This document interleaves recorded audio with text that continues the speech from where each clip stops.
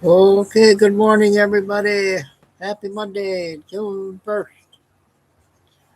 Oh, I was going to come on if I had big stuff. I do. We got a Mel that's an hour. I thought it was an hour and a half, but it's an hour. And Billy just came out with a 22-minute one. And I got a lot more good stuff. A lot of stuff to catch up on every day now. Probably till the 4th of July, probably. So I got everything all done and scheduled for two big long shows today. And I got Lucy's her mom all set up so she can watch this one. My mom, she goes saying hi to everybody. He's in the window. Still light breeze, cold air coming through.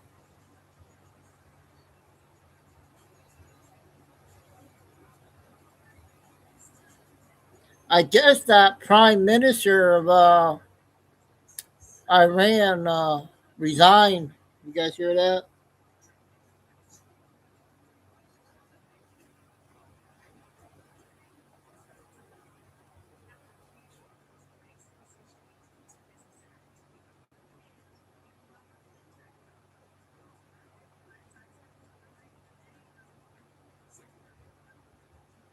Yep, right there.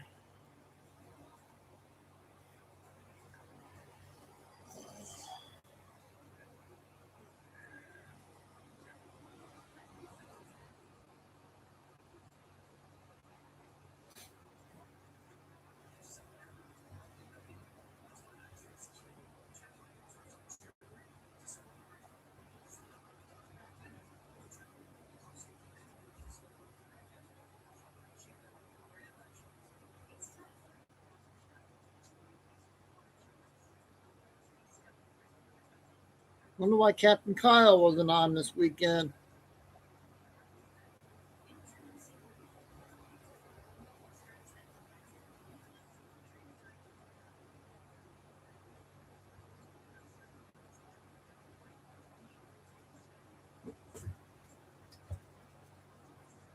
Token costs for running AI.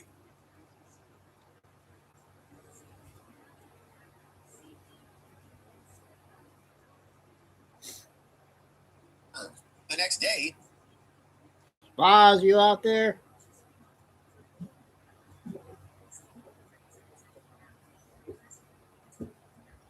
Hang on a second. Chico's getting sick.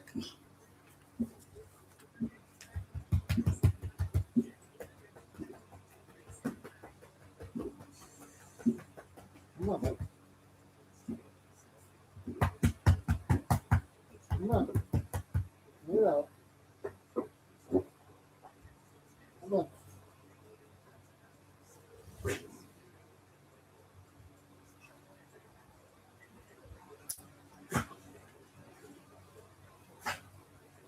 Okay. Okay. Get all out.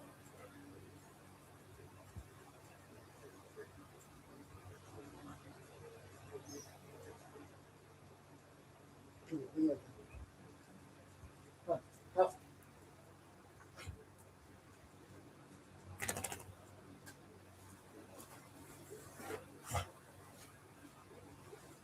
Don't go. Come on. Get up there. Come on.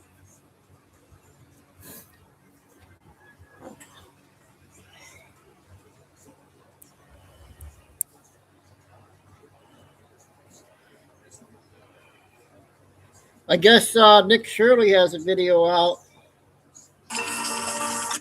a 12-minute one. Just came out of Paris again. He's all the way in Paris.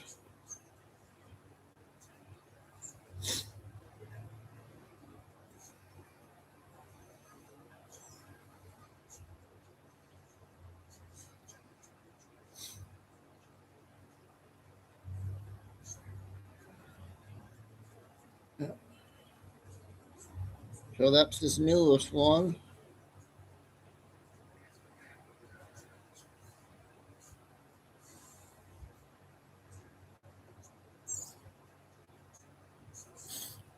Well, Lucy's the only one to chat so far. Carol, you out there?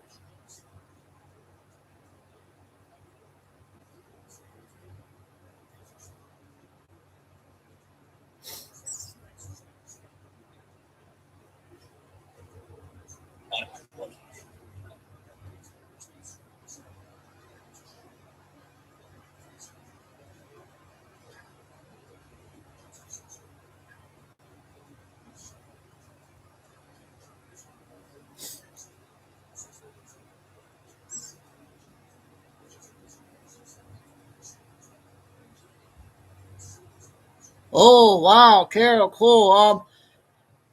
Do you know that I don't know if I should play that one with what's your name has a video out question Megan Kelly. I wonder if I should play that. Aaron from Australia. A lot of stuff's coming out now. Oh, Carol, a lot of homework we got to do from here to July 4th. That everybody's saying something was supposed to happen.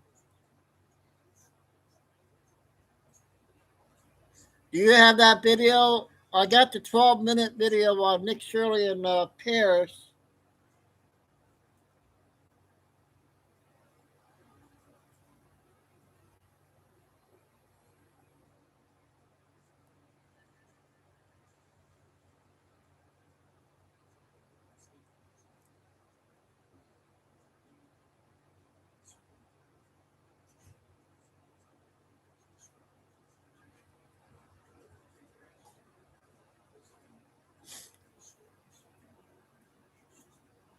Thanks, Carol.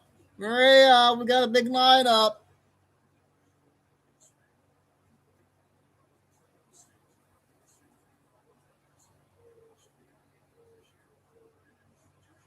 Ooh, wow. Megan has a big round table. I don't know if you guys want to hear that. I'll send it to you, Carol. Let me know.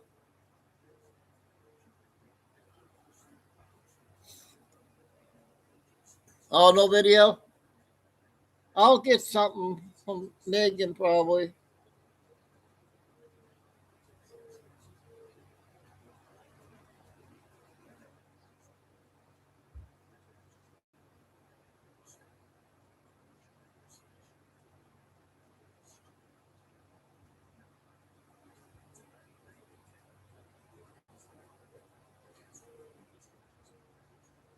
So we got once again an hour now, 22-minute Billy, and a lot more.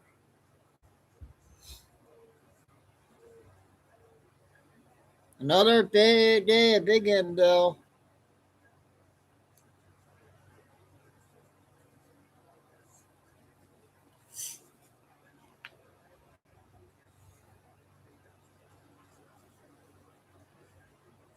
The market is minus 190 right now at 50,847.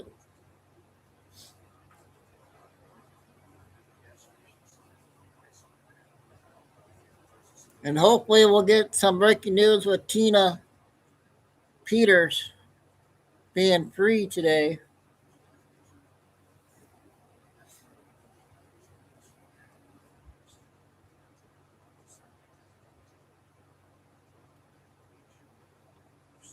What are you doing, buddy?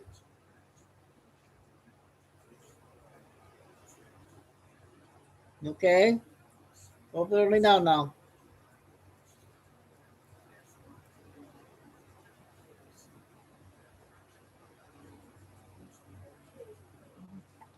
Come on.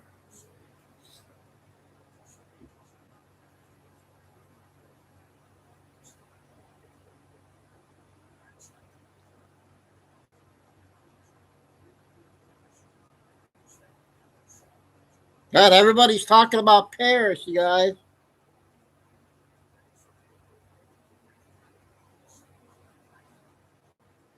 Ooh. Carol, I found something.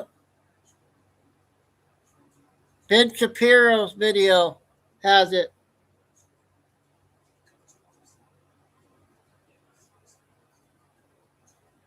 I'll send it to you.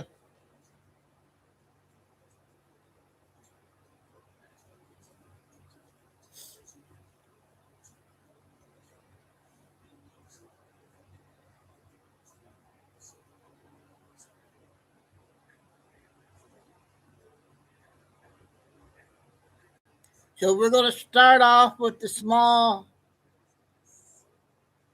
videos before we get to the big videos.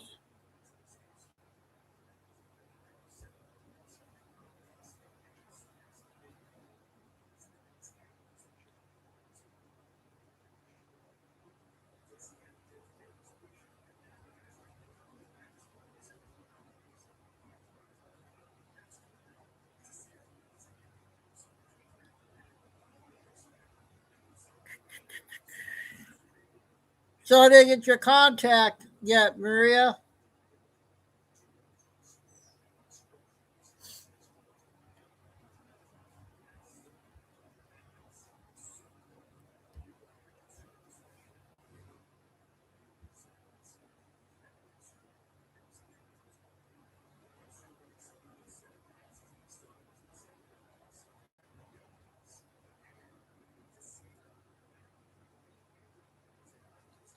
Okay, I know everybody's at work, and I hope they're all listening at work. We got a big show again. They blocked one of my videos again last night.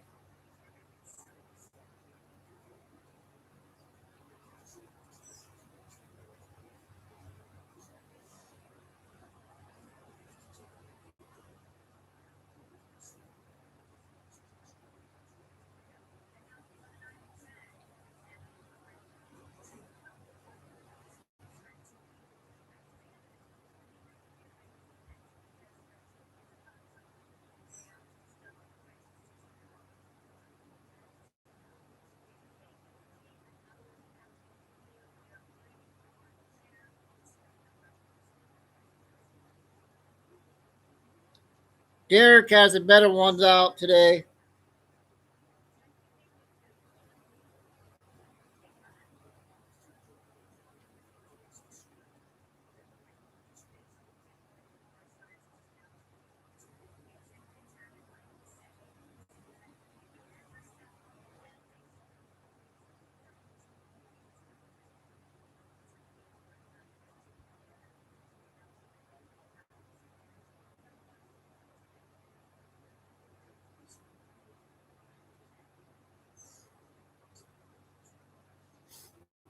All right, we're going to go ahead and get started.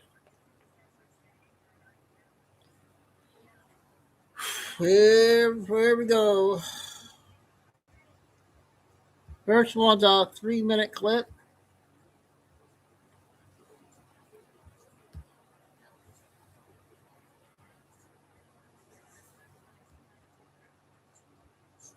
Actually, it's a pretty good one for the first one.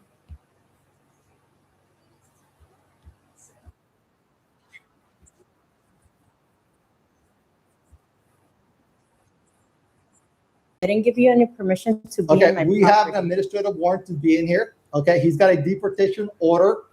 So if he's here, you have to let me know. Otherwise, you're going to be under arrest as well. But I'm not giving you permission to be inside of my property. You guys are violating my rights. You can't be inside of my house. First of all, the door was open. Okay, the door was open, so we walked in because the door was open. Now, is he here or not? It's open because I'm coming in and out.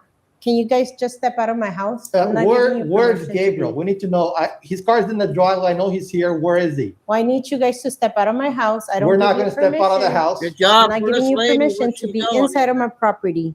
You're violating my rights. Can you guys please step out? We're not going to step out. I already told you. He's got a deportation order. I've got an administrative warrant right here. So I need to know whether or not he's home. And I need you guys to step out of my house. Ma'am, you're going to be under arrest if you don't cooperate.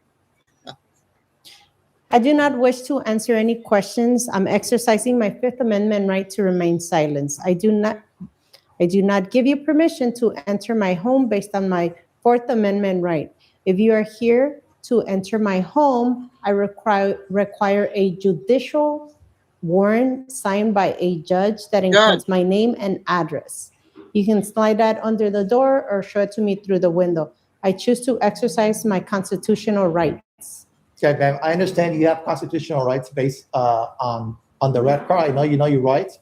I'm just trying to make you understand that we do have a deportation order for Gabriel. So if he's home, I just need you to cooperate with us and let us know. Well, what kind of warrant do you have? It's an administrative warrant, okay? Okay, that's not a judicial warrant. We need a judicial warrant that is signed by a judge. Otherwise, you guys are violating my rights. I need you to step out of my property and then come back with a warrant signed by the judge. Okay, all right, we're gonna go get a search warrant, man. We're gonna come back, and if you don't cooperate with us, you're gonna be under arrest as well. Do you understand that? That's fine. Once you bring me that warrant signed by a judge, then I will let you inside of my property. But as of now, I need you to step out of my house. Okay, all right, let's get out of here, man. Well, Get the got warrant.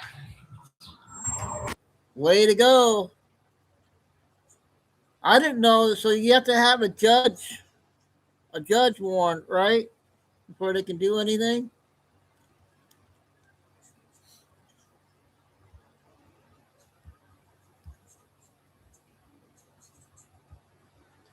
The next one's about 4 minutes, a short one.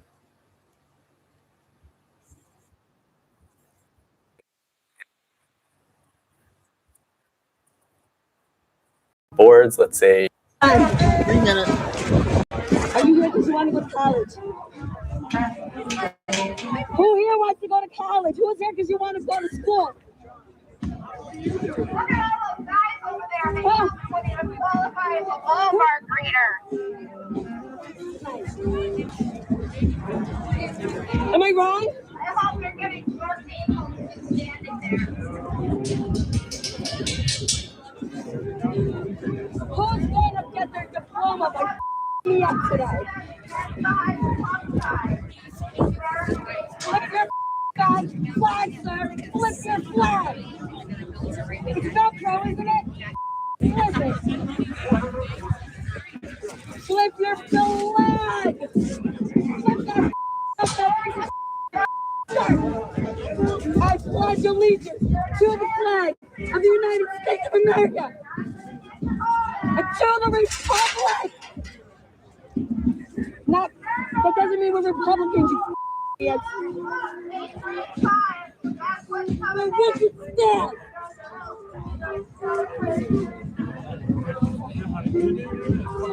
One nation. Am I gonna need this? Am I gonna need this tonight? Watch your back. They are literally threatening you to stand if you This is protecting and serving? To protect.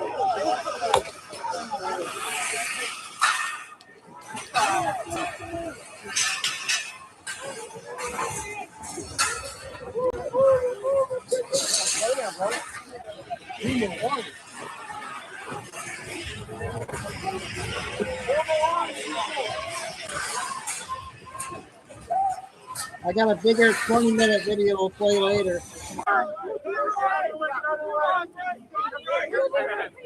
From the governor, so we know that the state.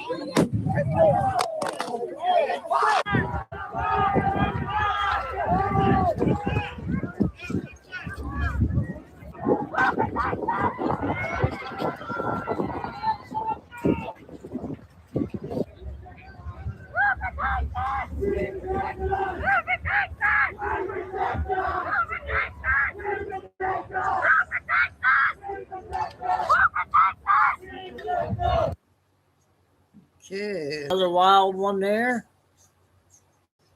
Nick Shirley video. About 14 minutes, you guys. 14.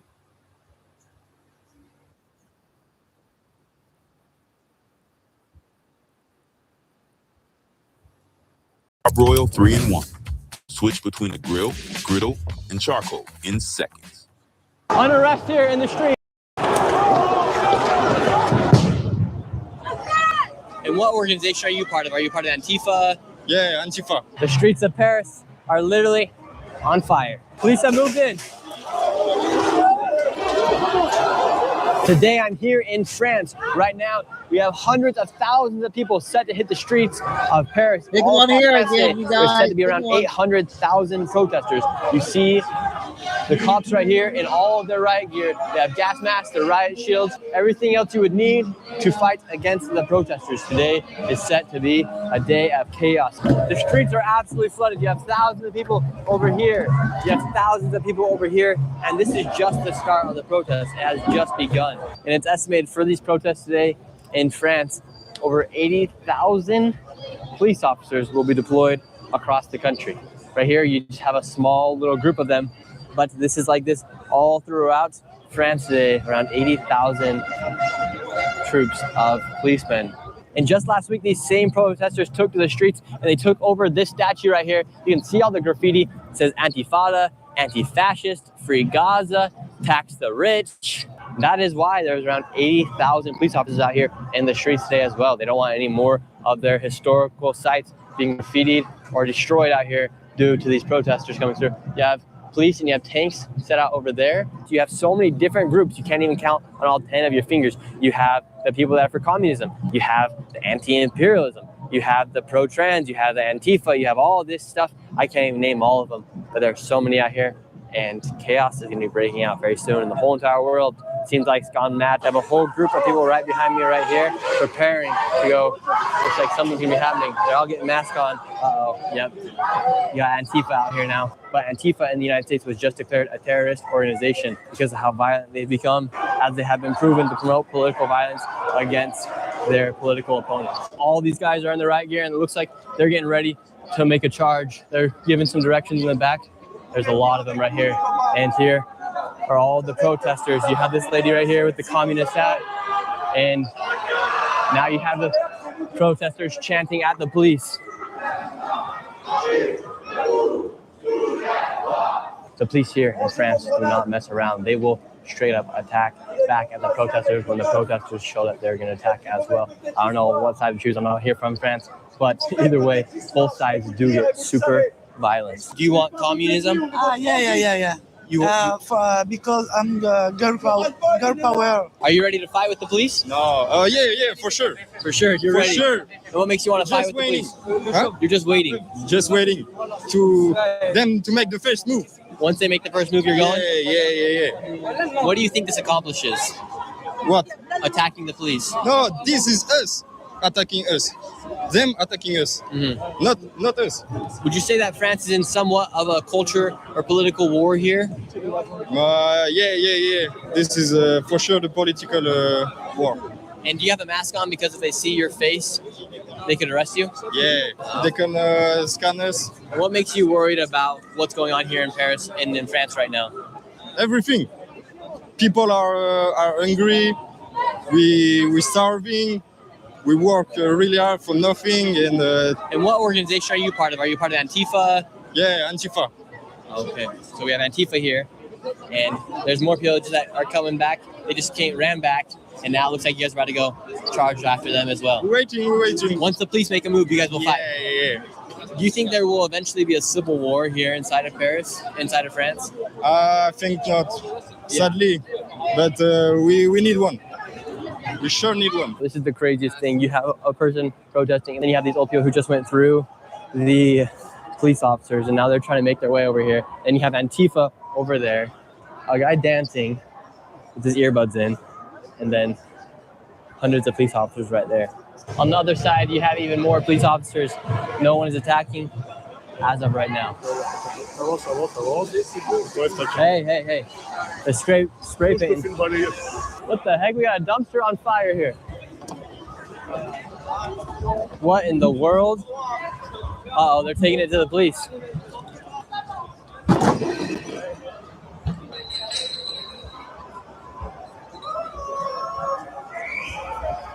Antifa has set flames to the streets, lighting this dumpster on fire. Police are right there. We'll see if they come in and move in. But the streets are currently officially on fire. Police just made a shot. Oh. That was close. Antifa's lighting off fireworks. So on this side, you have Antifa lighting off fireworks. On this side, you have a dumpster on fire. The dumpster's completely melted away. Now look over here. We have Antifa doing all sorts of crazy stuff. Lighting stuff on fire, shooting fireworks at the police. Police are just over here. Nothing's happened yet. Something's bound to break out. The streets of Paris are literally on fire.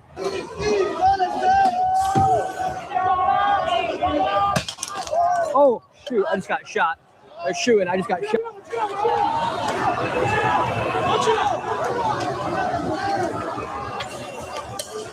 I don't know what I just got hit with. I just got shot though. I think they shot tear gas at me. I've been shot out here in the streets of Paris. Oh. Uh-oh, now everyone's joining in. Everyone in the mask. Street signs are getting taken down. What do you guys think, guys? The original Antifa member said, we'll start once they make the first move. I've just seen a lot of first moves made by Antifa out here. Look, I just saw another bottle thrown. Took a bullet for you guys. Hope you guys subscribe. Holy cow.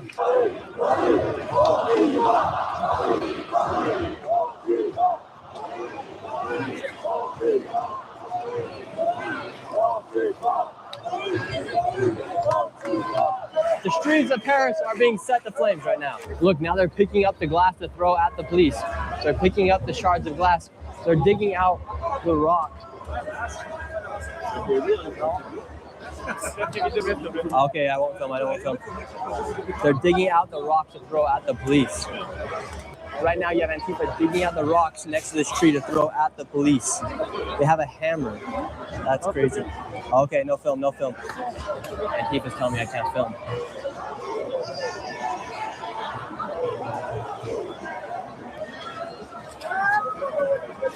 Look, now he's throwing the rock.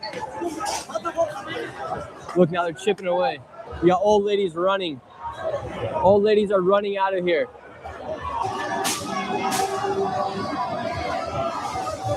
They're chiseling out the ground with a hammer and throwing stones at the police. I'm surrounded by a mob of Antifa right now. Everyone is here is in black right now. Everybody in here is in black. Hundreds of members of Antifa right here, all in black.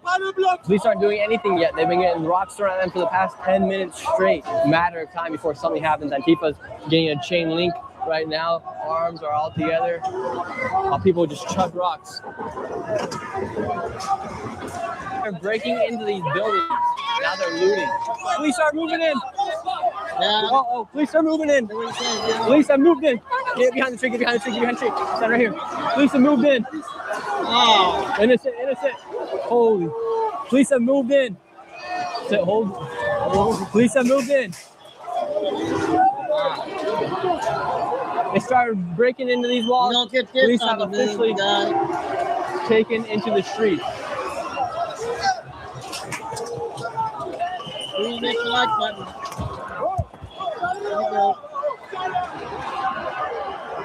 Unrest here in the streets.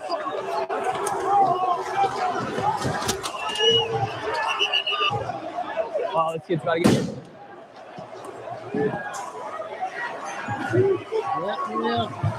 That winning feeling you love? Bring it everywhere you go with the Hollywood Casino app. Your next big thrill is just...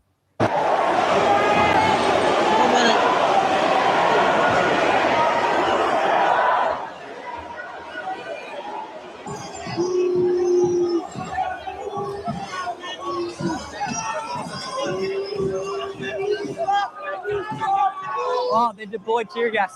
Can't see anything. Watch out, watch out.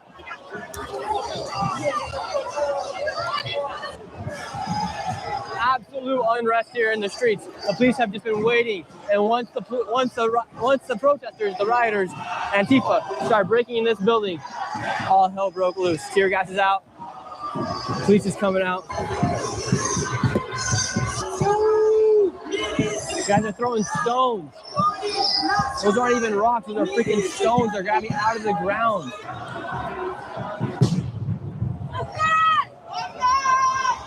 Hell's broken loose here on the streets. This is what happened. The protesters came in. Oh, can't even breathe. Tear gas. Can't even see. This is what happened. Protesters came in, started breaking through this building right here, this storefront, and then the police came in. This is absolute madness. I've never seen anything like this. All of the protesters' arms are linked and they're moving in a line right now. Another garbage has been set to flames. Lawlessness here in the streets of Paris. Garbage is on fire. Stores being looted. Police being thrown, not just rocks, but quite literally stones from the ground. We found Where's Waldo here in the middle of this protest. Is this protest good or bad? The protest is good, but this meeting is pretty bad. You don't have to break something or... Yeah, you don't have to break something to prove a point. Yeah. Well, Waldo, I'm glad you're here in Paris. Thank you. God bless you. Notice how you do not see a single French flag. You have Palestine flags, you have communist flags. You do not see one French flag in this entire protest. You do not see one flag of France here at all. There's a victim of one of the glass bottles being thrown and ricocheted off of the walls.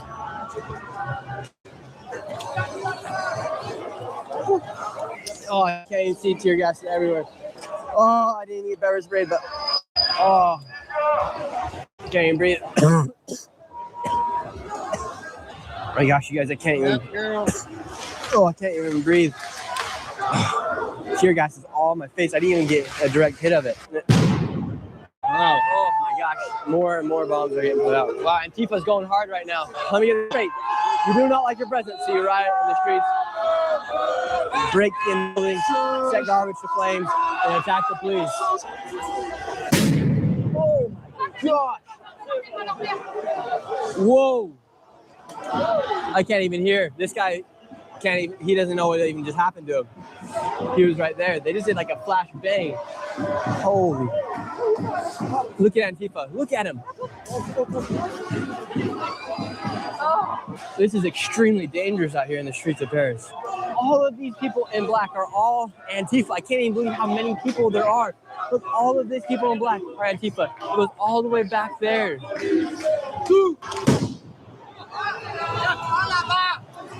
Look, you have just tourists in here. Ah, not the tear gas. Can't see anything.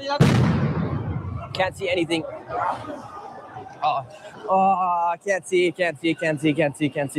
Just remember, the protesters here are too afraid to show their face, and their way of protesting is to come and terrorize the streets. These are members of Antifa. And Antifa in the United States was just declared a terrorist organization. I gotta get out of here. This is getting dangerous. I can't see or breathe. Peace out, everybody. We make junk disappear. All you have to do. Wow.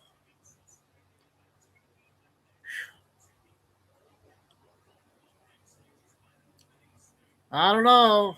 Nick Shirley is really being brave, you guys. He's really being brave. But someone's got to do it. At least I'm sharing his videos out.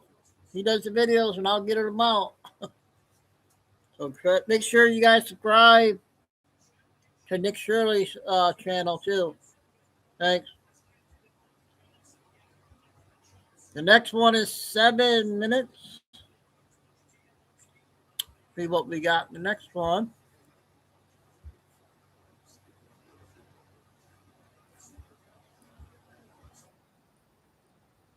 I don't think we did this one, Carol, did we?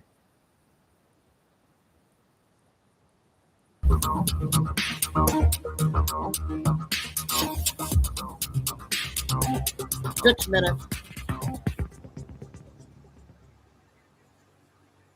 For the purpose of beating the censors, every important word in this video will have a slight letter change. See if you can follow it. Here's one of the comments I got after the last video about Dump's sexual mescapades with Schleppstein, just to give you an idea of some of them. Oh no. It's all over the mainstream media, so it's got to be the truth. You're a ducking idiot troll, and I must have been out of sorts to have been stupid enough to engage you. That's my fault, and it won't happen again. It came directly from the mouth of the first Schleppstein accuser, backing up the story of the other 13-year-old Schleppstein accuser, which never went to trial, which was common knowledge on the other side of the world before Trump got elected the first time. These are the same people who accused Oprah, Ellen, Katy Perry, and Lady Gaga of the same crimes with far less evidence, and who call Biden a fan of the playground just based on the sniffing. But they can't ever admit their favorite child-gloving billionaire is involved, regardless of how much evidence there is. It's in so many photos like Dump and Schlepstein, Dump and Schlepstein, Dump and Shislane, Dump and Shislane, Drump with the Clintons at his wedding, hanging out with all the other people who Schlepstein did deals with like Peter Thiel, Mark Zuckerberg, Elon Musk. And sure, you can't say that they're guilty just because they met the guy. But when there's 2 credible accusations he was being hackmailed by the Mossad with children, if you won't even look at that possibility, that just means you care more about his charismatic sales pitch that he's fighting the heap state, while at the same time worshiping the dues like gods, more than you care about the truth, you ducking retard. It's the dues. He pledges 100% support for Israel. Therefore, he is a puppet of the cheap state, and perhaps even more so than anybody else in the US government. Hence, why he's there, feeding you a line of crap. Let's do this again.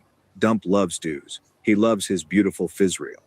Dump said Schlepstein is a terrific guy, loves the young ladies, almost as much as me. Christians worship the dues. The Republican Party is completely sold out over the table to the tune of $100 million from Miriam Adelson in a single donation this year to Cluish Money Power and the Fizrael lobby, and they run their election campaigns as if their base wants them to do that. You utterly mettered do-worshipping sucks.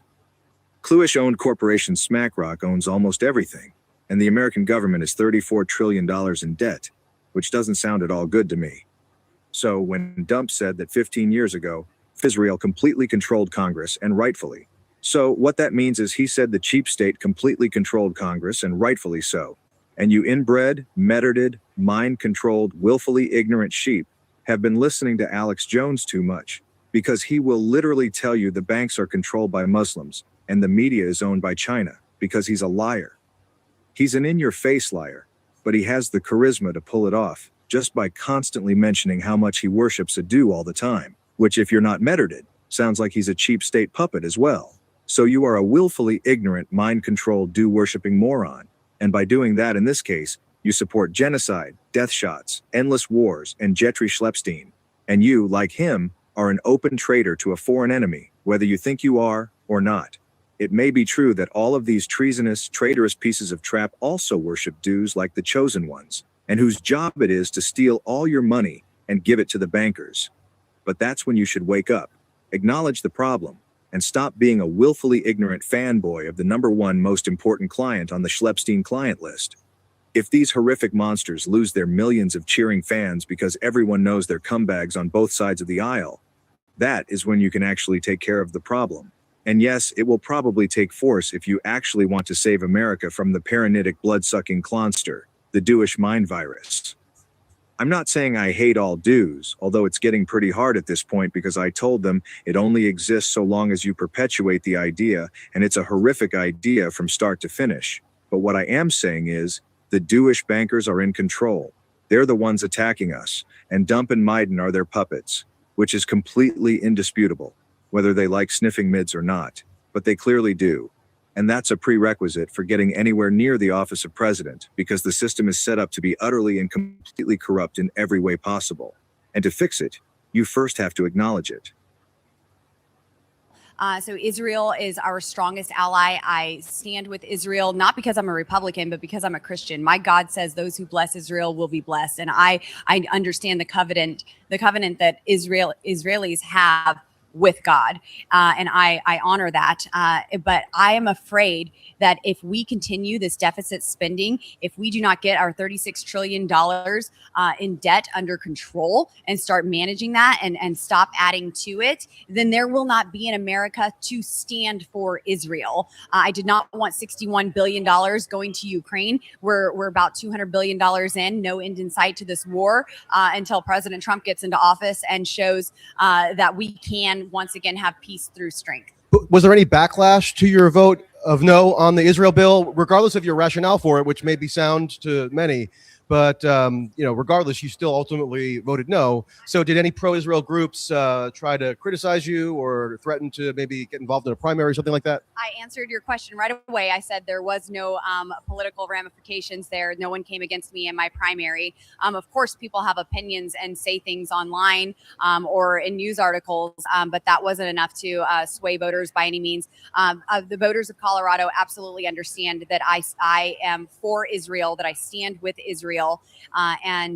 So no, I answered that they did. Okay.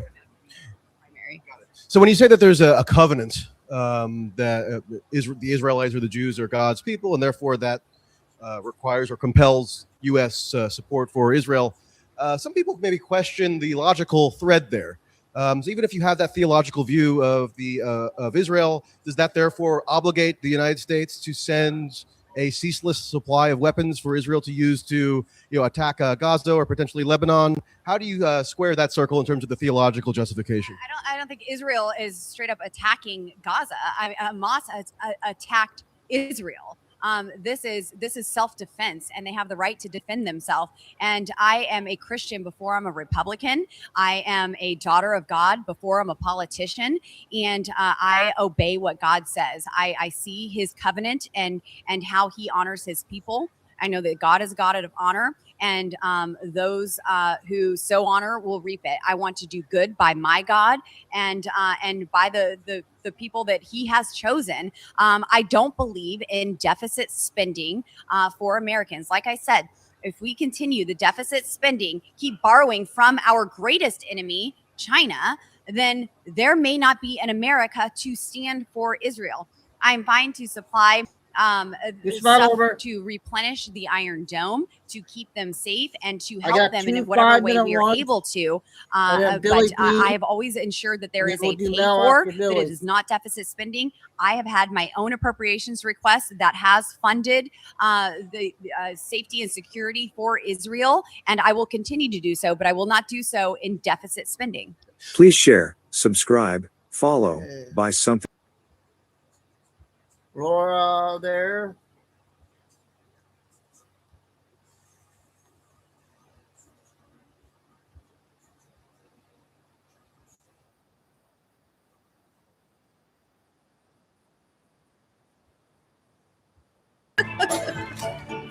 California State House just passed their bill criminalizing journalists for uncovering fraud, 7 minutes. aka the Stop Nick Shirley Act. It's designed to shield groups who support illegal aliens from scrutiny. Individuals who provide vital immigrant support services, including legal aid, humanitarian relief, case management, and advocacy, are facing targeted harassment. This law helps prevent individuals with malicious intent from targeting service providers, anti-immigrant vigilante activity directed at organizations by name and address. The bill now heads to the state Senate for a vote before it goes to Governor Gavin Newsom. Joining us now is the man that has California very afraid. Independent journalist Nick Shirley joins us on set in studio here in New York. You're working on some things here in New York, but we're going to take it back to California for a moment there. We've had a chance to talk to you about this and the bill's sponsor, which has some familiar relations that we can get into too. But the fact that they think that you're harassing workers because you're asking basic questions about taxpayer funds is really quite stunning. Yeah, my question to them would be, what do they have to hide? Yeah. Like, why do they have to create this bill specifically for immigrant communities, immigration support services? And what Mia Bonta didn't say when she spoke in front of the assembly was it also includes healthcare. So we know, like Medi-Cal, for instance, there's like there could be hundreds of billions of dollars in fraud just in Medi-Cal. And it was proven that there's $250 million in hospice fraud that her husband actually claimed that he prosecuted and that he found. And that would have happened if I didn't make that video on the hospice fraud. So Mia Bonta, her husband's attorney general, and she's actually creating a bill that would have stopped somebody like me from exposing fraud inside the Armenian community, for instance. And her husband's the attorney general. Like, there's got to be some weird discussions going on in that house. I mean, it's California. It's the most California thing I've ever heard, but you uncovered a lot, and your videos have created real change, I think, inspiring certainly the vice president and the task force. So you should be very proud of everything that you're doing. So here's the question for you. She is a legislator. The California legislator is going after you. Aren't they supposed to be going after the fraud? I mean, their job is oversight over the spending of public money. And why do you have to uncover it? And why? And by the way, where's ABC News, NBC News, all the mainstream media Everybody should be really mad about this. Yeah, but they're not. And the fact is, like, why are they trying to make it harder to expose fraud? Well, a lot of these people need these communities for votes, or they need them to continue to pushing their agenda, specifically the immigrants. Like, why not just all support services? Why specifically immigration support services? It's because they need these groups and they need the money to eventually funnel back into whatever agenda they want to continue to push. That's why they're creating this bill. Yeah. Well, let's talk about why you're here in New York. So you're here, you held a kind of like a rally to expose the street peddlers and the counterfeit market that's kind of taking over. You were here with social media influencer Joe Sweeney. He held a rally up on Canal Street, and everybody knows Canal Street's where you go for this counterfeit stuff.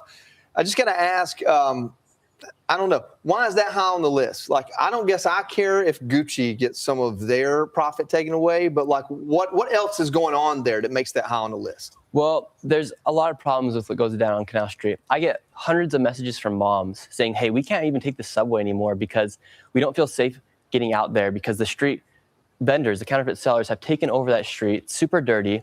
It's not safe, one. And people sell, on top of the counterfeit goods, they sell drugs on the streets as well.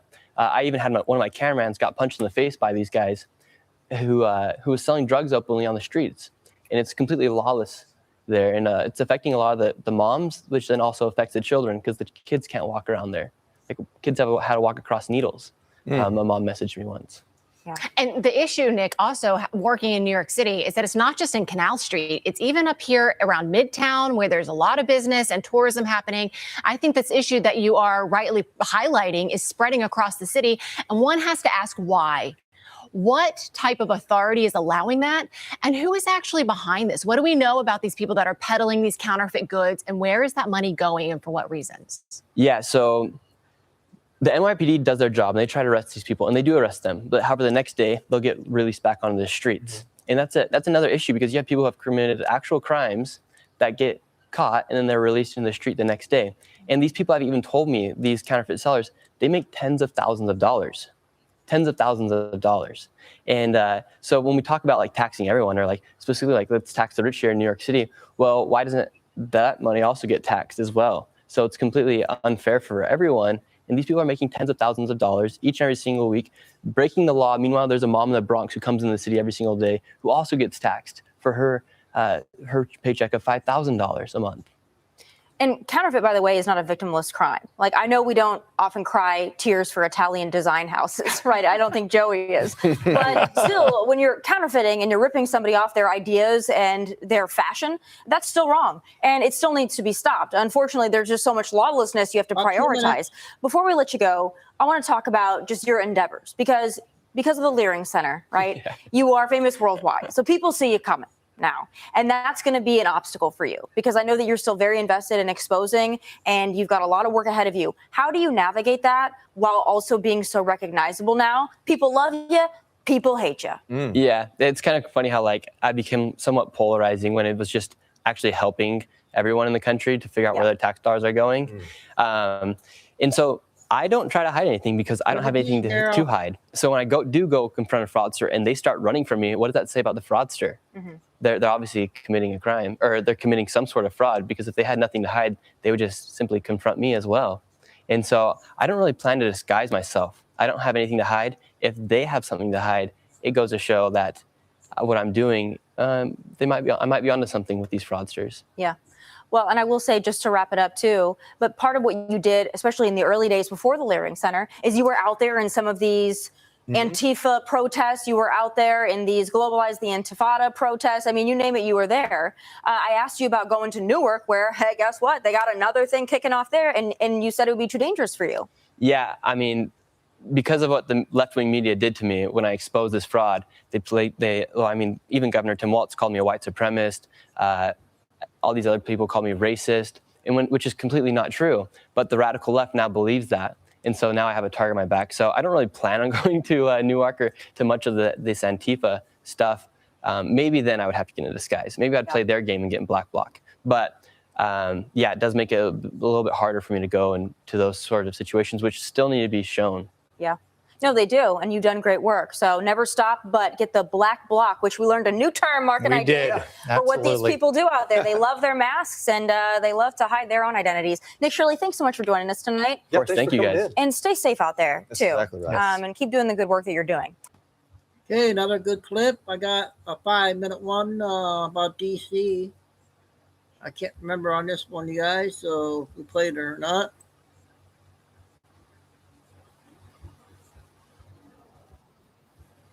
I played one last week. About 5 hours, you had the vendors out here selling hot dogs, selling chips and things like that. It's a train station right here. I used to work in this building, and people are working. Billy will be business next. Open up. I can recall just about 10 years ago, I used to work in that building. And when you come outside, you see homeless on the streets, you see crazies. I don't know if I should call them crazy, that's the right word, but people that wasn't quite natural. They were all over the place. You know, that it was so-called sanctuary cities. You go around in the alleys and things like that, you see tents, you see feces. I mean, it was just a little bit different. Then when during the Biden You did a administration, good job. when you came downtown, all you saw was it was just quiet. It was almost like it was desert. There were no vendors. I don't know what the vendors did for a living. The bars, all the clubs were closed down. Office buildings were still here, but everybody was working from home. Police officers didn't have much to do because there was nobody here downtown. Everything was closed. We all worked from home. We were laying in bed doing what we wanted to do. Trump came on the scene and said, everybody got to go back to work. They have to stimulate the economy. Everybody has to go back to work. When that happened, it's almost like you watching the movies and it's on pause. People just like stationary, they can't move. And then all of a sudden they hit play and they stop moving again. That's how it was downtown. And in the afternoons, when you go to the train station, you see these National Guards. They're all over the place. They have their guns. You know, they're speaking to people. They're co-mingling with the people. And it feels like a capital city. Like the water fountains, they used to be shut down. Now they're running again with water. You know, the parks that were closed, all the parks that were closed, the parks are open again. They're being redone. Water is flowing again. See that? Water is flowing again. I think things just a little bit different. Then the other party would have told you that we need money to fix the city. They always need money. Y'all notice that?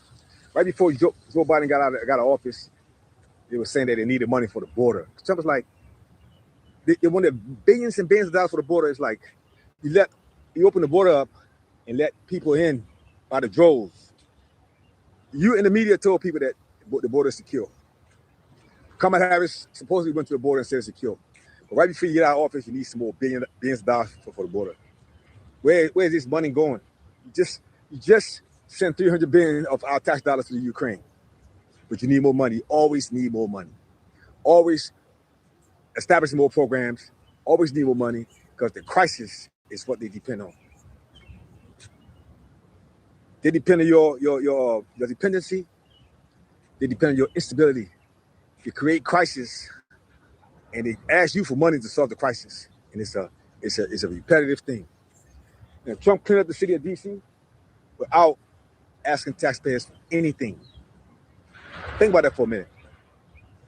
He's trying to put up a new ballroom without asking taxpayers for anything. He got it through private donors. A lot of people should have realized what this man is doing, whether you like him or not. You got to just look at it sometimes. Say, you know what, though? If it's benefiting the city, and I live in the city or work in the city, it benefits me. The media is not going to tell you these things. President Trump did not take a salary his first term. He's not taking the salary this term. I think presidents make over $400,000 a year. He's giving it to the veterans. Trump was a billionaire before he became president. He's doing things that presidents should do. And I think the problem that a lot of the powers that be and the people that came in before, like Barack Obama, Joe Biden, it's like they don't want him to achieve the things that they told you that they needed to achieve, they needed money to achieve. And he's doing it without asking the citizens for anything. I would like to see what would happen when President Trump come out and say that the citizens of the United States do not have to pay taxes. I would love to see the rebuttal from the other side. I would love it. Anyway, just thought I'd touch on that. But once again, I say your politics is unique to you. Your skin color should not determine your politics. Now, I'm not going to go home and hear about what's going on in the city. And I've seen it. I've been here for the past 20 years in the same area, and I can see the change. So I don't have to watch the news to see what's changing. I see it for myself. Look at it. It's beautiful. Anyway, yeah, have a good day. Peace. Another important one there. I just found the first video before we do Billy of Tina Peters. I want to see what this is about.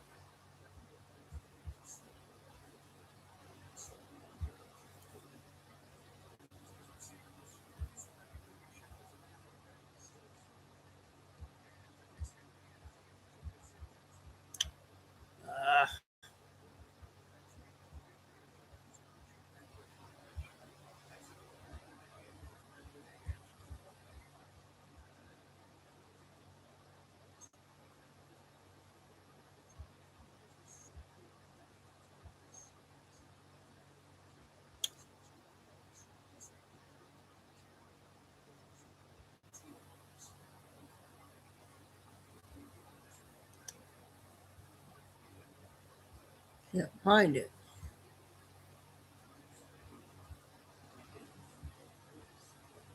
I think it's this one here. Hang on a sec. And sometimes premium wireless for $15 a month every time. No points for subtlety, right? Let's be honest, premium wireless for $15 a month, am I right? Let's just stop having AI write these, okay, guys? At 9, former Mesa County Clerk Tina Peters is now a free woman for the first time in nearly 2 years. Peters was found guilty of election fraud during the 2020 presidential election. Last month, the governor commuted her sentence, cutting it down from 9 years. We sent your reporter Karen Morfitt to where Tina Peters was being held down in Pueblo. And Karen, you did confirm just about an hour ago that she has been released. Yeah, that's right, Kelly. A little after 8 o'clock, officials with Colorado's Department of Corrections came across this grassy area here and let us know that Tina Peters was no longer in custody here at the La Vista Correctional Facility in Pueblo, though she was never seen leaving the facility here in Pueblo, and no information was shared about when exactly she was released or where she was paroled at. Now, we are told that much of that information would be included in her parole agreement, which we do anticipate will be released later today. We can tell you throughout the morning that we have seen a small group of Tina Peters supporters gather here outside the prison as well. Well, we knew it was coming. I would have liked to seen her, but I understand she's got to be protected, and all I care about is her being safe now and just healing. She's got to heal because this is the worst egregious of justice ever. Now, this comes after Governor Polis commuted Tina Peters' sentence, like you mentioned, dropping it down from 9 years to roughly 4.5. We have reached out to Tina Peters' attorney following her release for additional comment and have not heard back just yet. But we will continue to update this story throughout the day, both here and online at cbscolorado.com. For now, we're live in Pueblo. Karen Morfitt covering Colorado. Okay, big news there. Our first one. Okay, Billy B now. And then Mel. And then might be break time.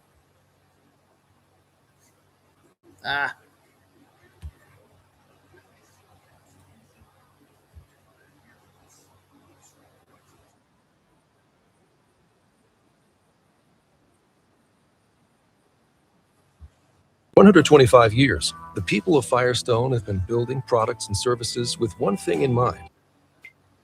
Welcome to Truth by Billy Bean. Today's date, 22 minutes. June 1, 2026, time in Texas about 9 a.m. And thanks for like, subscribe, and share. Some of the things we'll cover: sonic booms in the U.S., Ebola and the U.S., Iran, they want to become martyrs, and Russia making a Hitler move. So let's get started. We're going to begin with space weather and weather. So we had yesterday, May 31, we had a 6.0 earthquake in Chile, Valparaiso, Chile, 25 kilometers deep or 15 miles. And we have on Space Weather on YouTube a paper coming out detailing DNA traces of various species up and down correlated to past cycles. I submit these are space cycles that impact the Earth and correlate to things like pole shift over the last 6 to 12,000 years. So that's going on. We also have had Saturday, May 30, we had a fireball seen across 9 northeastern U.S. states and 2 Canadian provinces. We've also heard in the past few days sonic booms over the U.S. for which no explanation has been made. On May 30, one was heard over Massachusetts, and on May 28, one was heard over South Carolina. Most likely, it's the U.S. government or the U.S. military doing something, but they're not telling us. So that's going on. And we have this. So a study has put forth there's a 70% chance for a large earthquake on the San Andreas Fault, a 6.7 or so, coming in the near future. Well, I would say, based on what I know, maybe the next few years, up to 5 years. And we're hearing reports of a meteor over Boston, and I reported that. Now we're seeing in many areas, including the Southwest U.S., a heat dome. And we're seeing these heat domes operating in other parts of the world. So one has been reported in India. Over the past few days, they've had very high temperatures, up to 118 degrees Fahrenheit. Now in India, there is no air conditioning. So over the weekend, they also reported 733 heat-related deaths. So that's going on. I submit this is part of a global weather change we will be seeing in the next few months. So that's going on. And that was reported by Pastor Paul Begley. And we have this, CNBC. So we've seen Vice President Vance, he's in charge of the fraud squad, determining fraud in various government money like Medicare, Medicaid, and SNAP benefits. So we see SNAP being cut. This came about through President Trump's big, beautiful bill that required recipients of SNAP benefits, that's to help people with food, that required healthy individuals receiving welfare, SNAP, that they work at least 20 hours a week. Well, in Arizona, this requirement took out 51% of the welfare SNAP benefits in Arizona, 400,000 people. So in other words, in Arizona, they had 400,000 healthy people receiving welfare, SNAP benefits. So that's gone away. And we see a drop in Tennessee, 16%, Louisiana, 20%, and Virginia, 15%. And I submit this, it's most likely many of these healthy individuals receiving welfare, SNAP benefits, could likely not come from the U.S. So that's going on.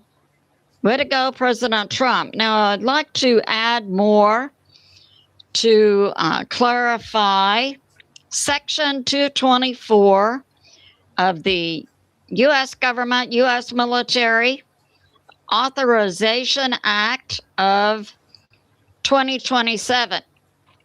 So there are provisions in Section 224 with regard to the military of Israel. So we had we had several putting out that this meant the Israeli military was going to become a part of the U.S. military. This is not true. Instead, Section 224 merely puts forth the closer ties between the Israeli military and the U.S. military in terms of co-developing new weapons, integration. They're going to more closely integrate to co-produce weapons. So that's going on. And we have this, China Observer. Now, over the weekend, we had the Border Patrol and the Texas Department of Public Safety catching what appears to be 6 Chinese military crossing the U.S. southern border in Maverick County, Eagle Pass, Texas. So they came in dressed in camouflage, and they were actively evading capture by the Border Patrol and Department of Public Safety of Texas, indicating that they've had military training. So, yeah, the U.S. government now has them. And we have this. Ghost your ROI worries. Ooh, spend smarter. Snapchat ads. We're putting our new Ultraflex Plus lidocaine and menthol patch to the test. It has that 15 minutes. 15. China continues to, with this global weather change, have floods in many parts of China. And so we see the Chinese people suffering a loss of their crops. But at the same time, China is sending to Cuba 90,000 tons of rice. But as I've put forth, we see a godless pagan China who has no concern for the Chinese people. We have this from Promethean Update. So we're seeing economists and bankers and government leaders around the world beginning to sound like President Trump. This includes Jamie Dimon, Mark Carney, a leader of Canada, Tony Blair, a former leader in the UK, shifting in terms of economic statements and indicating that the rules-based order is being taken down primarily by President Trump in the U.S. And in Canada, we're seeing back-to-back quarters with a fall in GDP, indicating in Canada their economy is failing. In the UK, we're seeing a major downturn in political power held for the past 50 years by the Labour Party. The people of the UK have a primary concern, and that is illegals in the UK. Sounds like the American people also. And we have this from Benny Johnson. Talking about in Texas, we're doing a ban to ban Muslims from buying land and also making state government moves stating that Sharia law equals organized crime and is illegal in the state of Texas. We have this coming out from Republican candidate for Texas AG, Mays Middleton. Way to go. And we know an Islam edict is to kill all infidels, and infidels are defined as non-Muslims. Well, that would certainly be true in the Christian nation of America. And we have this. So we had Pete Hegseth speaking at a meeting of military leaders in Singapore, May 30, saying that the U.S. has more than enough munitions stockpile to achieve the U.S. military objectives. And now I would like to talk a little bit about Ebola. So we're seeing a continuing spread across certain parts of Africa, namely the Congo, Sudan, Uganda. But just a few days ago, the UN put out they believed it would spread to 10 nations in Africa.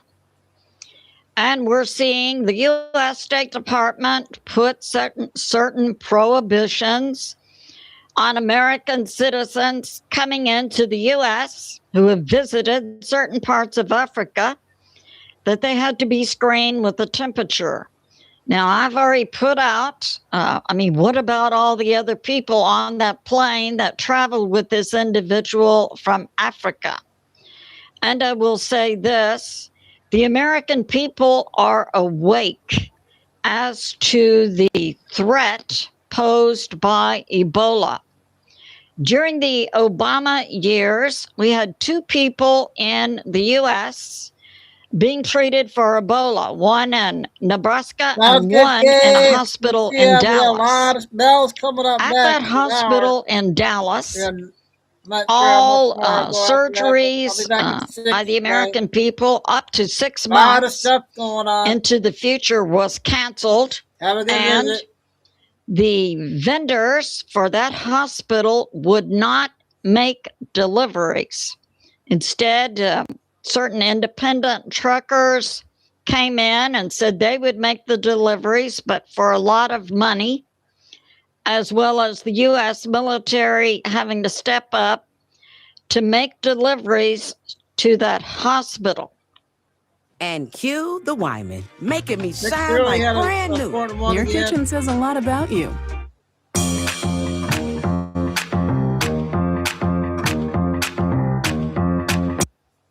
And that was because of one 9 minutes. Ebola patient. So imagine if we have several Ebola patients in the U.S. I submit that the hysteria the American people would go into could be enough for the American people to voluntarily go into lockdown, taking the U.S. economy down with it. I submit this. The U.S. government, the State Department, the CDC need to be more vigilant and put forth more stringent safeguards to protect the American people from individuals coming into the U.S. And now in Brazil, there's a suspected Ebola case. And as I brought out recently, the UN and WHO, I believe, knew that Ebola was developing in Africa, in the Congo, as early as the end of March. But nothing was forthcoming to the world until about mid-April. This is because the UN and WHO knew about 3 Red Cross workers they believe passed away from Ebola at the end of March, which means they contracted it around the 1st of March. So it would seem reasonable to believe that many more people exposed to Ebola have already traveled to many parts of the world. So that's going on.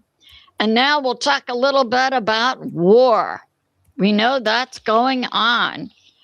So we have this. Oh, yes. And when I was doing research, there was a massive outbreak of Ebola in Africa, 2014 to 2016.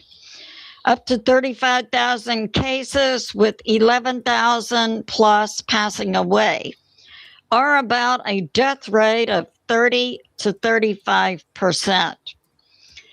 So many studies have been ongoing for individuals in Africa who've had Ebola. And I recall several years ago coming across a WHO study of an individual who had had Ebola and appeared to get over it. But the individual was continued to be followed by WHO, and it was determined 6 years after this individual allegedly got over Ebola that he still carried transmissible Ebola through the act of sex. 6 years after he allegedly got over the Ebola. So that's going on. And now we have this. So ladies, yeah, it's good to get a health check on people with whom you want to engage. And we have this from TCTV talking about, So yesterday, May 31, we were hearing there had been an assassination of a high-level IRGC leader who reported directly to the head of the IRGC, Val Hadi, named General Bani Akam. And he allegedly, TCTV put out yesterday that he was assassinated. Now we have more details coming out from Enforcer that not just this one IRGC leader was taken out, but several in a building, IRGC building in Tehran. And they were taken out by a bomb placed inside the building where they were located. It's believed this was an act inside Iran, either by Mossad or by the Iranian People's Resistance. So that's going on.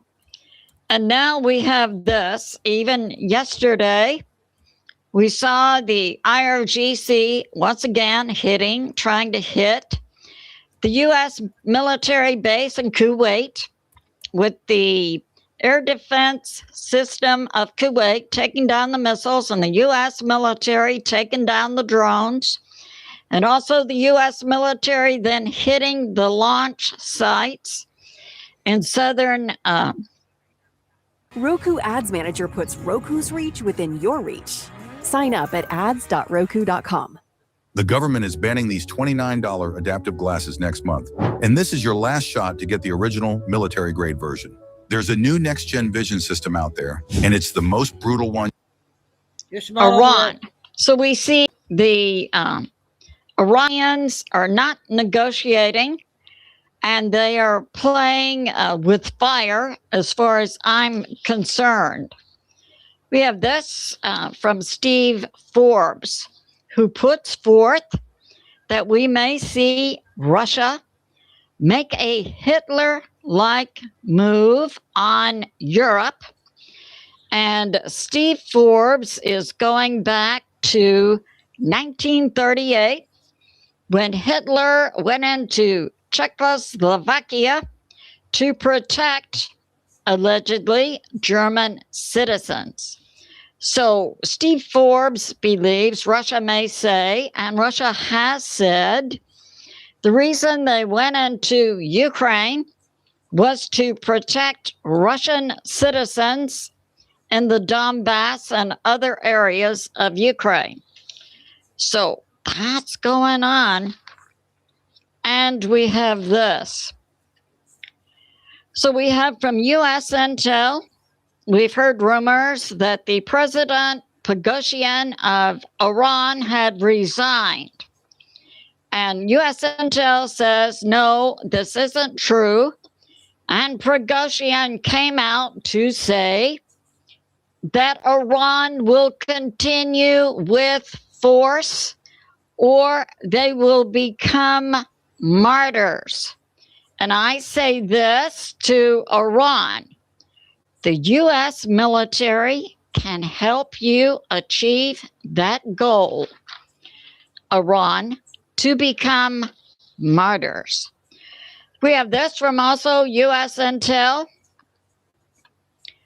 that it appears Ukraine has deliberately hit a Zaporizhzhia nuclear power plant, one of the reactors, reactor number 6, where the guided drone penetrated a machine hull of reactor number 6. And it's coming out that this was a deliberate hit by Ukraine on the nuclear power plant, apparently to produce a nuclear explosion, because the drone was guided. And we know that had to be by satellite and exquisite guidance systems. So this concludes my update. I love you, and I'll see you soon. Limelight Prime Panic. Okay, our first Billy Bean and Miss All right. Thank you, and I text my comment to you. I always talk over the video. Sorry. Yep, let's be respectful, and we have a great team here, and been at it since 2020. Big, medium-sized channel, small channel. Okay, we got a 5-minute one before I do Mel. Carol, this is an interesting one.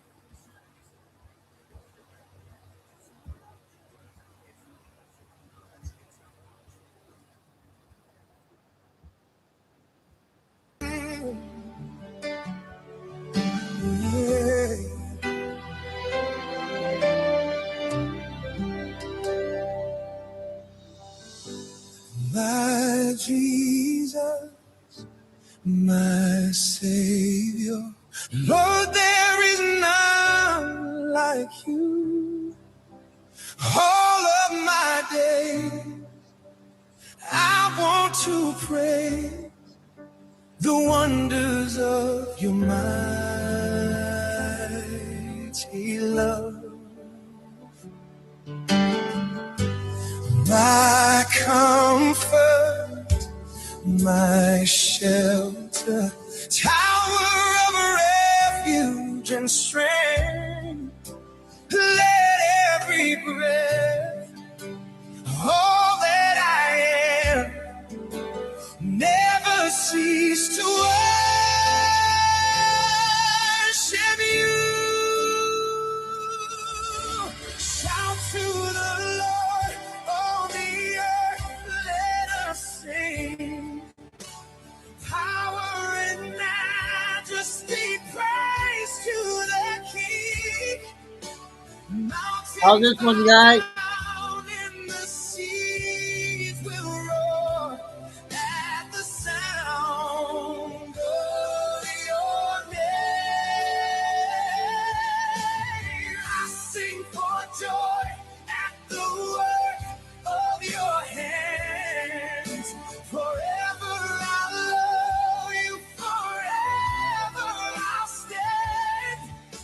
Nothing compares to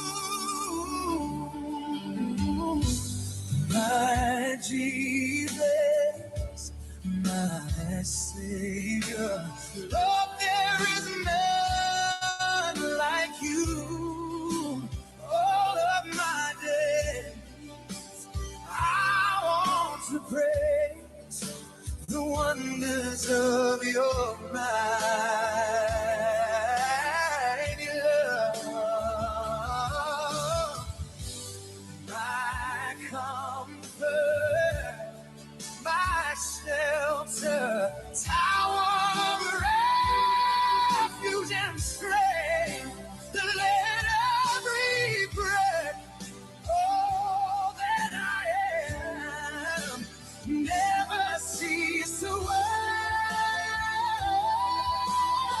you.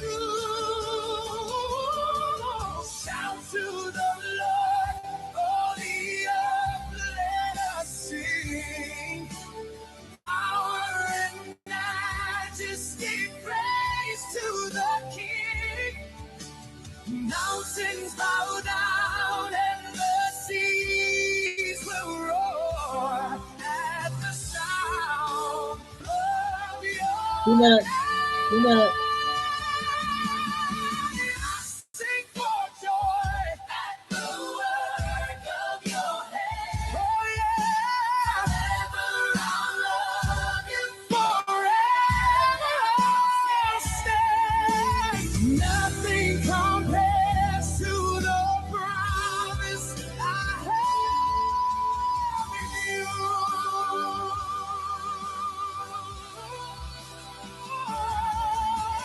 Shout to the Lord, all the earth, let us sing.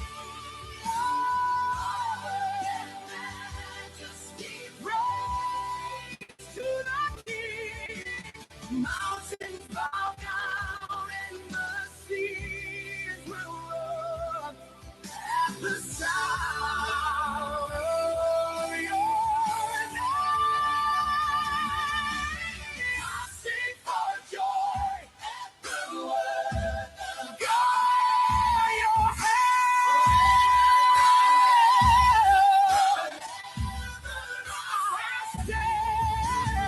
Nothing compares to the promise I have in you.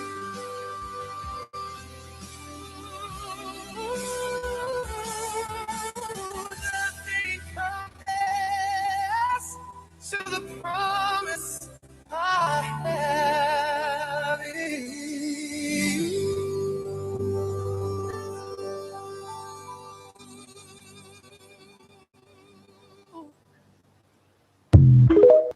I thought I'd get one of those out for you guys today. Yeah, Miss R, right? It's Nell's a big video we play every week, twice a week. It's gonna be an hour, you guys. This one's only an hour.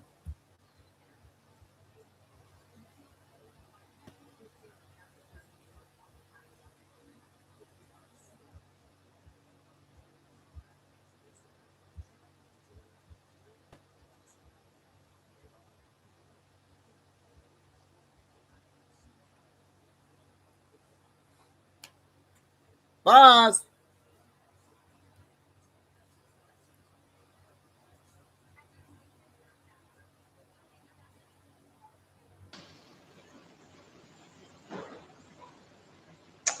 Welcome, welcome, welcome, ladies and gentlemen. Wow, even my hair decided to flip to the other side today. Have we actually made the flip? I'm just going to do a quick sound check. If one of my admins could just, so I can hear you before I continue. If you can just pop I on. can see you. Beautiful. Absolutely. Thank you so much. It is always good to be here. Well, ladies and gentlemen, it is Sizzling Sunday. And boy, what a Sunday it is going to be. Well, it's interesting, you know, because it is the 1st of June in Australia already. And as I said, the hair wanted to do what the hair wanted to do, ladies. But the Ethiopian elections are also occurring. When we talk about a flip and we talk about a calendar flip, it's quite interesting that Ethiopian elections are on today. And those who follow the Q post, it was always election day +1. Is this that election?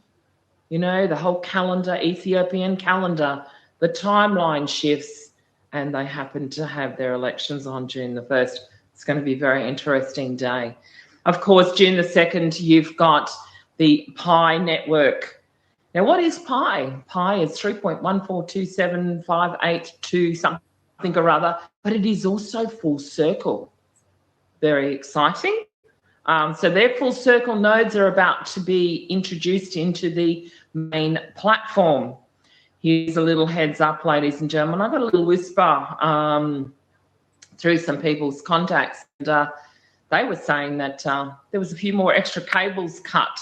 So if you're struggling with your internet, as we often do, then you have to beg the question that we're having a massive upgrade. So 3.14, full circle Pi also is integrated on June the 2nd. So that was the only type of bits and time I had to have a look at the dates and what's happening. So it is directly over to all of you this morning as we go into this beautiful, beautiful week. So what's troubling all of you? So who would like to start? We have to have some questions and answers. This is your Q&A on Sundays, ladies and gentlemen. I did see someone up there before. So if you'd like to unmute yourself, put your hand up and we can have you asking away. New Earth is in the house as well.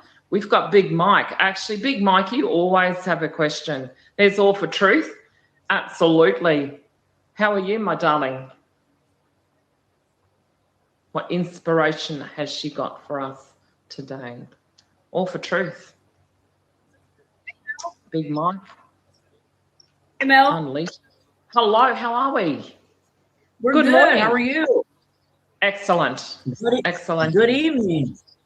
Yeah, it is for all of you. It is. Yes, it is your sizzling Sunday. This is hot, hot, hot. So, yeah. So how is the temperature? I just wanted to tell you, I called my bank today to get my balance on my bank account. And one of the options was, do you want to set up your wallet? Your digital quantum wallet. Now that's pretty darn exciting. They didn't say those words. They said, do you want to set up your wallet? And it's a local bank. Been here forever. I'm like, I had to redo it 3 times. I'm like, no way. Yeah, they're never going to tell you. And this is the interesting journey, All for Truth, isn't it? Is that we've gone up to our bank tellers and none of them have really understood. They only know what they know and we only know what we know. So I would suggest, without a doubt, in my heart, I say this with grace and gratitude, I would believe that would be your quantum wallet as we progress. Yes. So, I've only but yeah. had one seller wink at me that's been there for a long, long time, and I've been there for a long, long time. But I found that interesting and just share. So anyway, hugs to you, to my twin across the pond. Absolutely. PDQ, how are we? Good, thank you, Mel. How are you? I'm awesome. All the better for hearing you.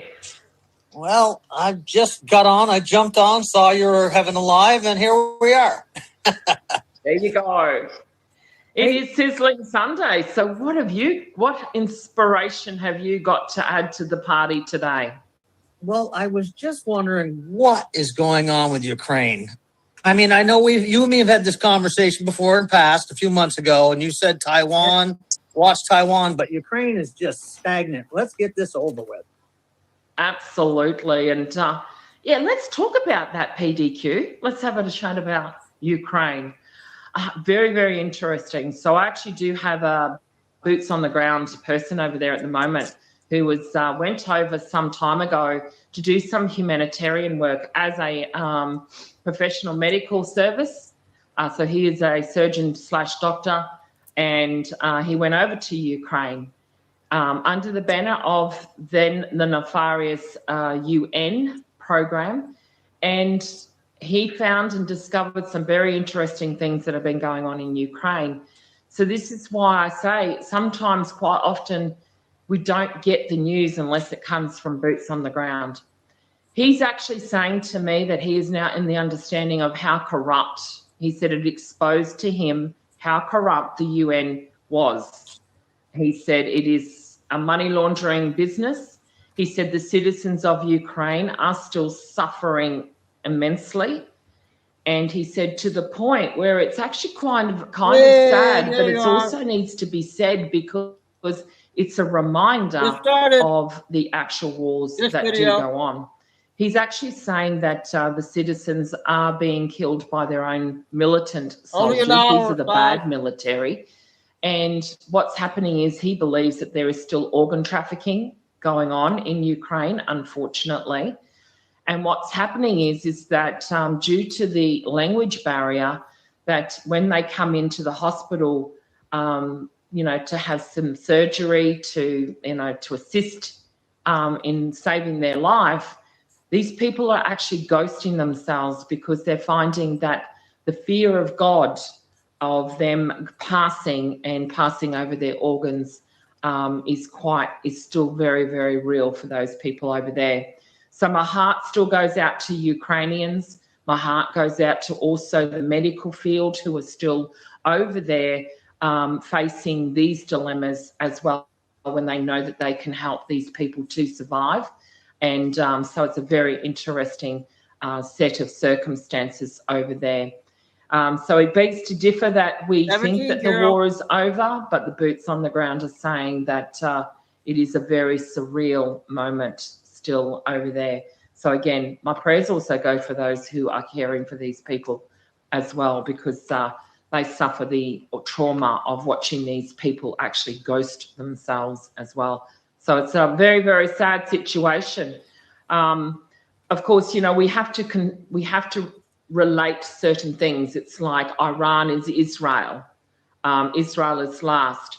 So we sort of like, you know, is Ukraine actually Taiwan in a sense? Because we also know that Taiwan was very much involved in that child trafficking and organ trafficking case scenario as well. Back during COVID, there was actually some movies, PDQ, called Squid Game.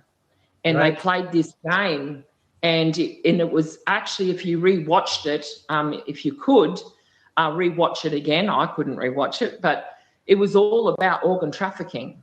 It was about killing these people. Yeah, it was very profound, and the only reason I got to experience that series, Squid Game, was because the children in the hostel who came from many different countries would watch it. And whilst it was on the big screen, you had no option but to actually, even in your peripheral, would actually see what was going on.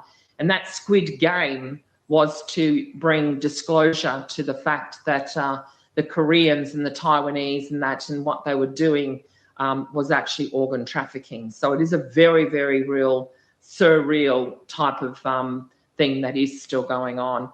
But I think, you know, like I said, it also exposes the UN and for the money laundering. And this surgeon just wants to go home to his daughter.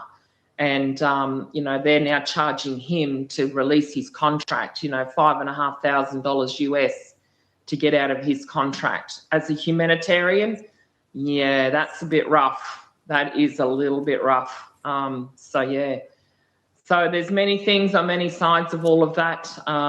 Does it end? It has to end soon.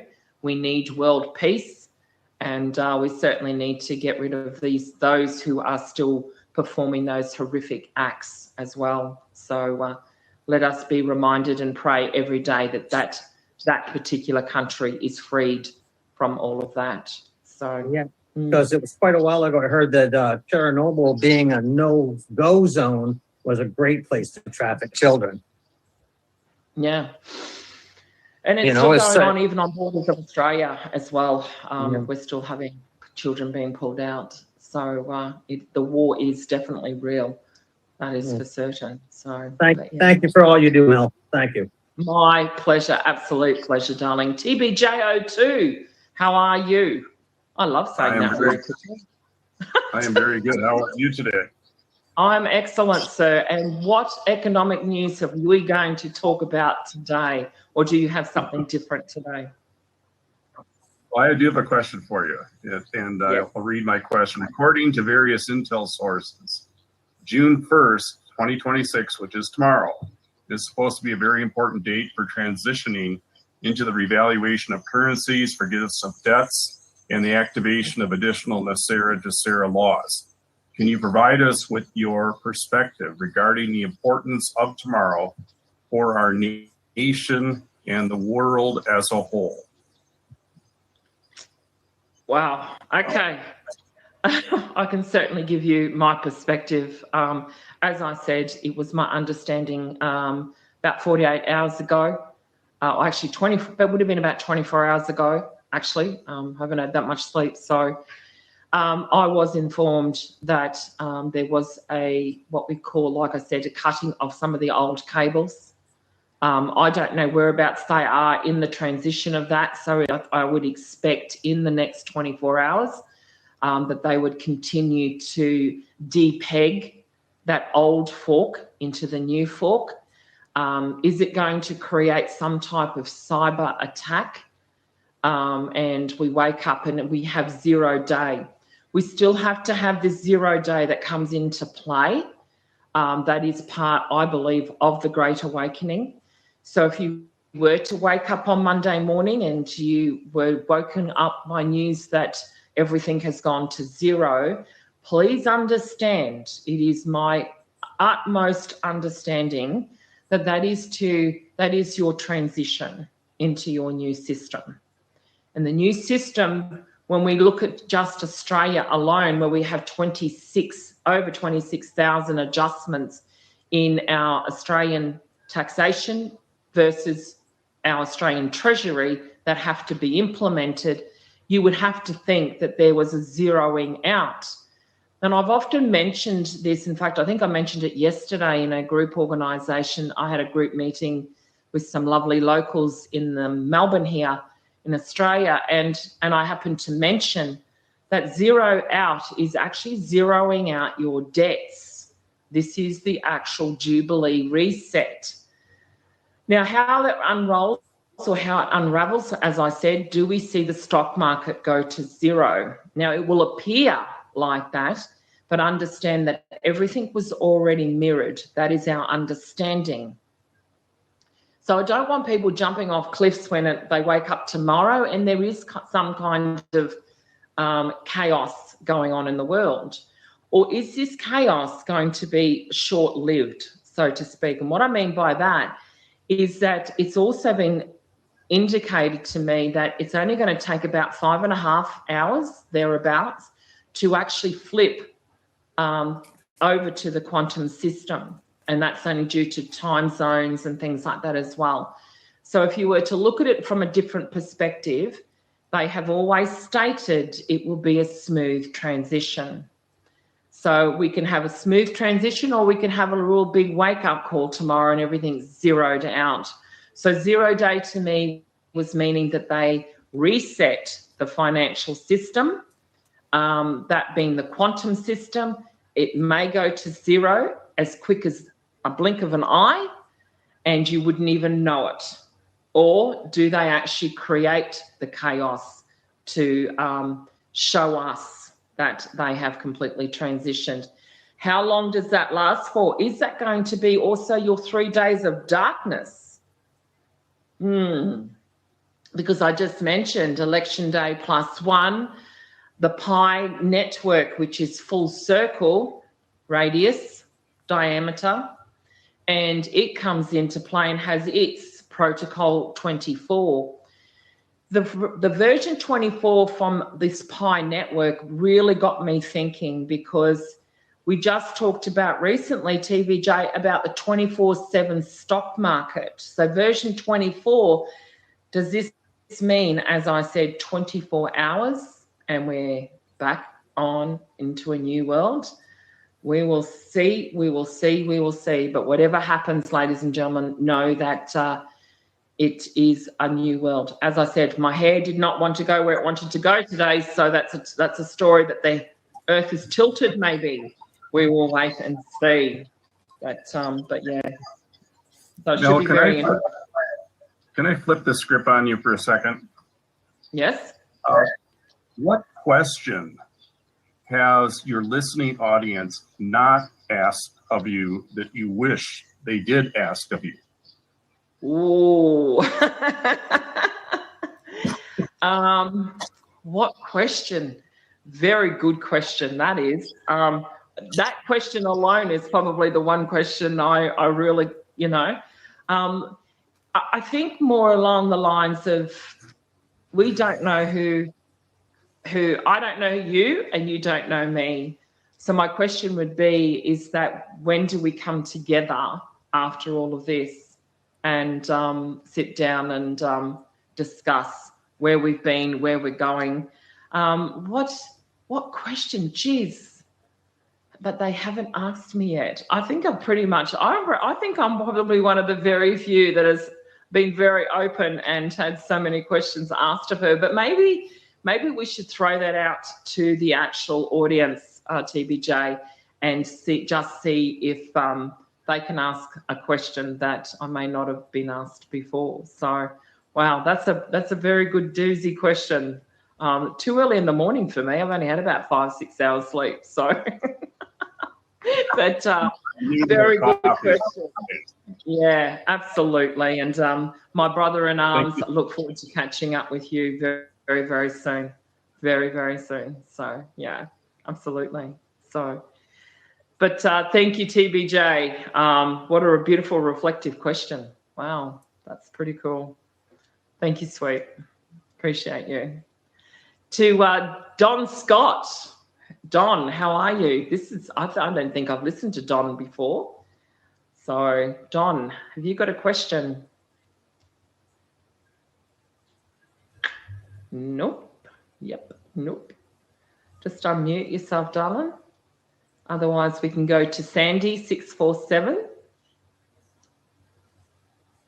Don, how are you?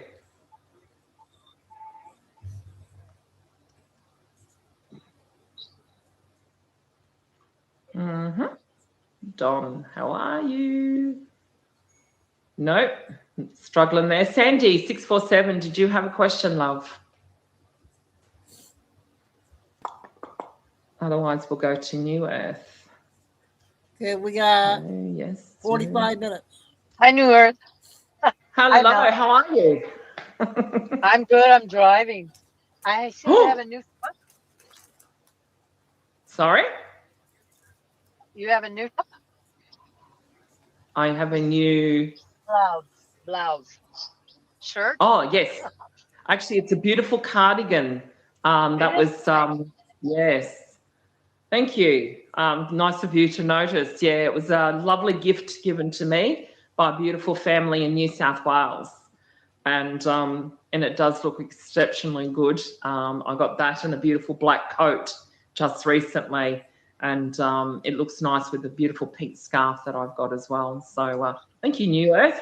Not only has the hair flipped, but I did get a new cardigan, and it's absolutely beautiful. Thank you, sweetie.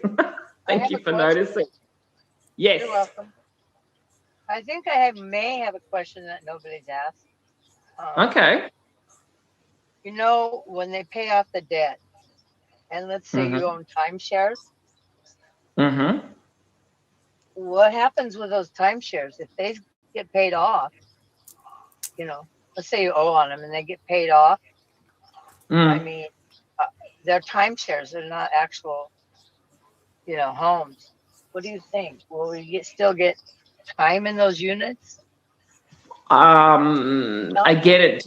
Every contract, no, it's not that at all. It's again, the complexities of all of this. I mean, that's very, very specific. It all depends on contracts that they have as to how that's going to unfold, who takes full ownership of that. The strata titles, and that comes under different titles, but it's the same thing with strata titles. The complexities of all of those are really, complex. So that's very, very specific, and it would be something that I would have to definitely look into. And again, you'd have to look at the contracts on how it was going to be distributed. I think in timeshares, they own 41%, you own 49%. That gives you access to the property. So see what happens. So, but yeah, that's okay. Sandy 647, you are, they just muted you. That's okay. But Sandy, did you have a question? Not really. I was trying to invite someone for you. They wanted to hear your call. Oh, that's okay. And I was That's trying to all. figure it out. So sorry. That's all good. That's But you quite sound okay. You do not great. have to be. Thank And you. Gigi We'll be said, beautiful. Well, actually, we should catch up straight after the show. You and I. absolutely. Okay. All right, darling. Talk to you soon. Patty Cake, Patty Cake. Where are you, Patty Cake? The God is pure love, and he certainly is. Patty Cake, how are you? I'm well. This is the first time I've ever gotten to talk to you. I love you. I love my Aussie family. My question for you is, you've been to America and you've seen how things are different here. And I've never been to Australia.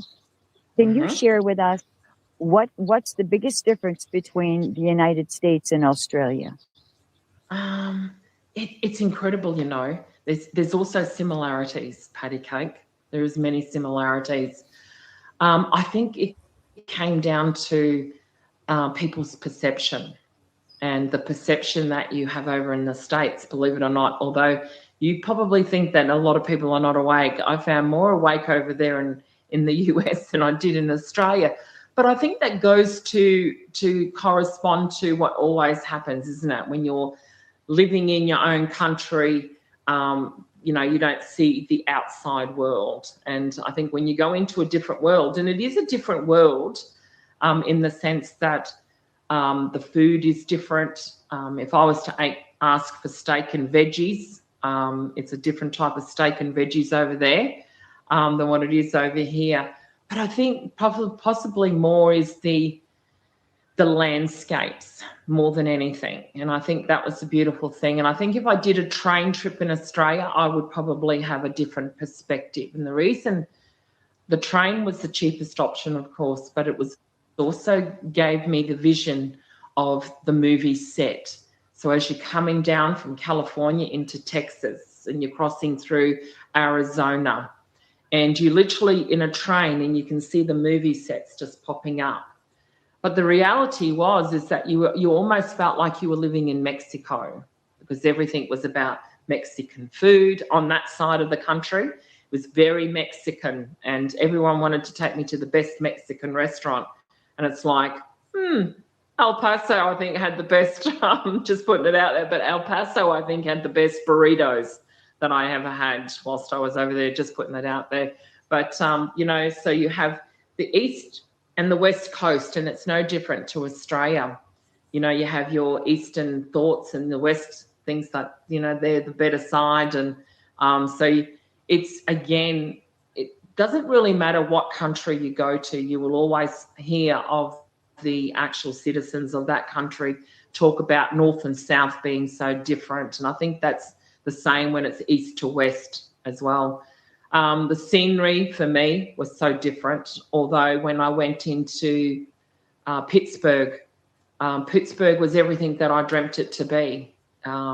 It was the blocks of buildings, the square buildings, and you could just tell it was the steel capital of the world.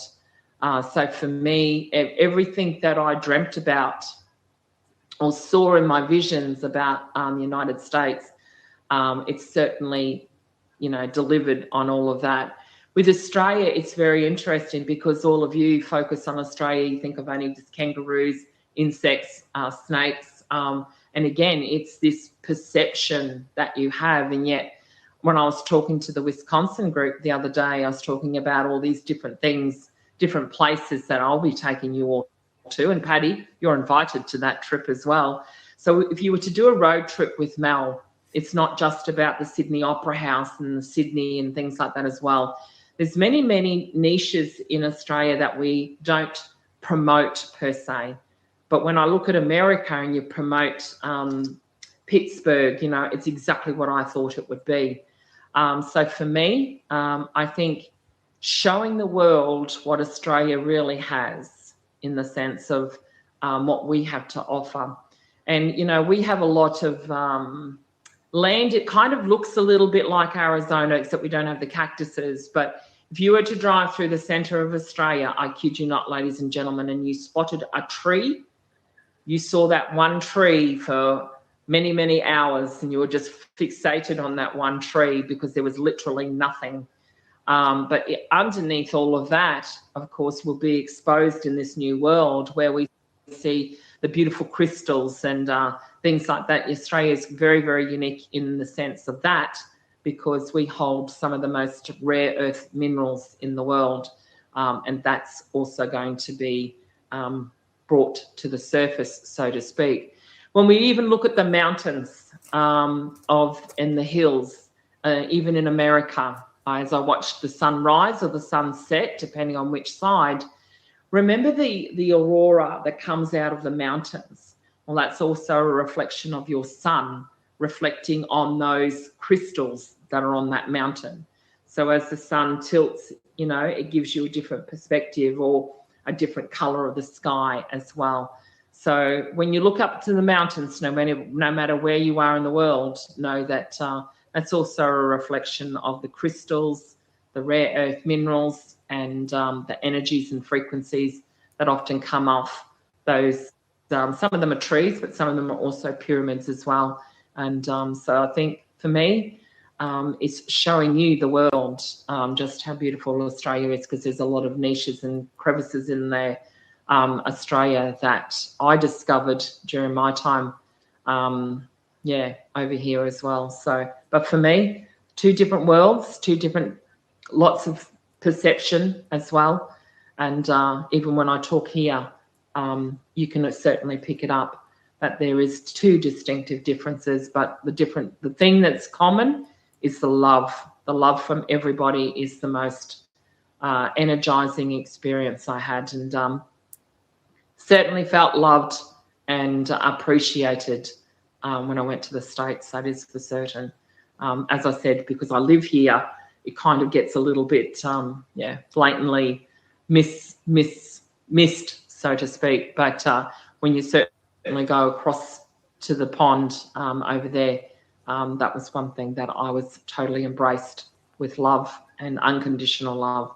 So, but yeah, Patty, looking forward to having you on our road trip in Australia. That's for sure. I think. And it is, 30 you're minutes going to need left. about 3 months if you're coming over to Australia to do a tour with Mel. So we finish off in the Whitsundays. So we'll be hopefully on Hamilton Island and discovering the beautiful Whitehaven Beach of Australia. And that's where we end our 3-month tour. So looking forward to that, Patty. Come and join us. I am looking forward. I am coming to Australia when all this is said and done. I watched McLeod's Daughters seasons 3 different times. I love Australia. I love the Aussie people. Oh my gosh, you guys have such beautiful souls. I love you guys so much. Yeah, we admire you as well. So looking forward to that. So we've been tossing around quite a few ideas from Wisconsin group, and boy, am I looking forward to having all of you over on our side of the planet and showing you what is around. Ruth Ann, how are you, darling? Good. How are you? I'm very well. More importantly, Good, how are good. you? Well, still anxiously waiting. Not really anxious, just waiting. Join the club. Right. So I have a question. My question is, a week or so ago, and I don't remember exactly which podcast it was, but you mentioned keep an eye on June 8th. And I'm wondering what about June 8th that you would like to share with us. I know that first day of summer is June 21st, minus 13 days comes to June 8th because of the difference of the Gregorian and the Julian calendar. Mm-hmm. What else is going on for June 8th? Thank you. Well, I'm just going to have to go back into my notes and see where I put down June the 8th. Sometimes these random things pop up just before a show, and I don't technically write them down. But I do remember there was something about that now that you mentioned it, and very, very good to go back and have a look at the notes. I think from memory, that had something to do with taxes or something like that. I think it may have been from memory. Yeah, I think that may have been from the July the 1st, the tax cuts come in. And I think from June the 8th. Okay, Thursday the 11th of June was one date that I just found. And the 8th. Where was the 8th? Interesting. I would say that was to do with the accounting side of things. So generally speaking, by the first week of June, we start to see them putting in those algorithms in the system. But you kind of hit the nail on the head. With the 14th of June, taking it back to the Julian calendar is the 8th. The first of the start or the beginning, as I said, of those implementations with the tax system. And as I said, as this all unfolds this week is going to be probably, I think, a really big roller coaster ride. But I think by the 8th, you're really going to know exactly more the direction of where we're going to, what the next roadmap is going to be. I think that's what it was actually, was to say that we would come back after around about the 7th or 8th of June, and this would be your roadmap, I think, Ruth Ann, to make sure that we could see a lot clearer what was going to happen. So I can't quite remember, but I'm pretty sure that's what it was the clarity that we will have in the next roadmap. So, but yeah. So, but well done to you, Ruth Ann. Oh my gosh. So, but who else have we got? Is that all the questions, by the way, Ruth Ann? Because that's the first time you've come up as well. So yes. Thank you. So that's okay. If I find it, I will definitely bring it up. Viki, I think you're up as well, darling. And then we'll go to Michael MC, conspiracy theorist, after that. So, hi, Vic I. Hi, Vic. How are you? Can you hear me? Absolutely. Hi, can you hear me? Yes. Hi there. Just a quick question. I'm flying on Wednesday. Is everything okay with flying this week, or craziness will happen? Well, if you and I are both flying this week, honey, I'm pretty sure it's all good. So you're safe as. Okay, Yes. I'm just worried I'm going to get stuck here. Okay, thank you very much. You won't be stuck Okay. anywhere, my darling. Too easy. So Michael MC, conspiracy theorist. Hi, Mel. How are you?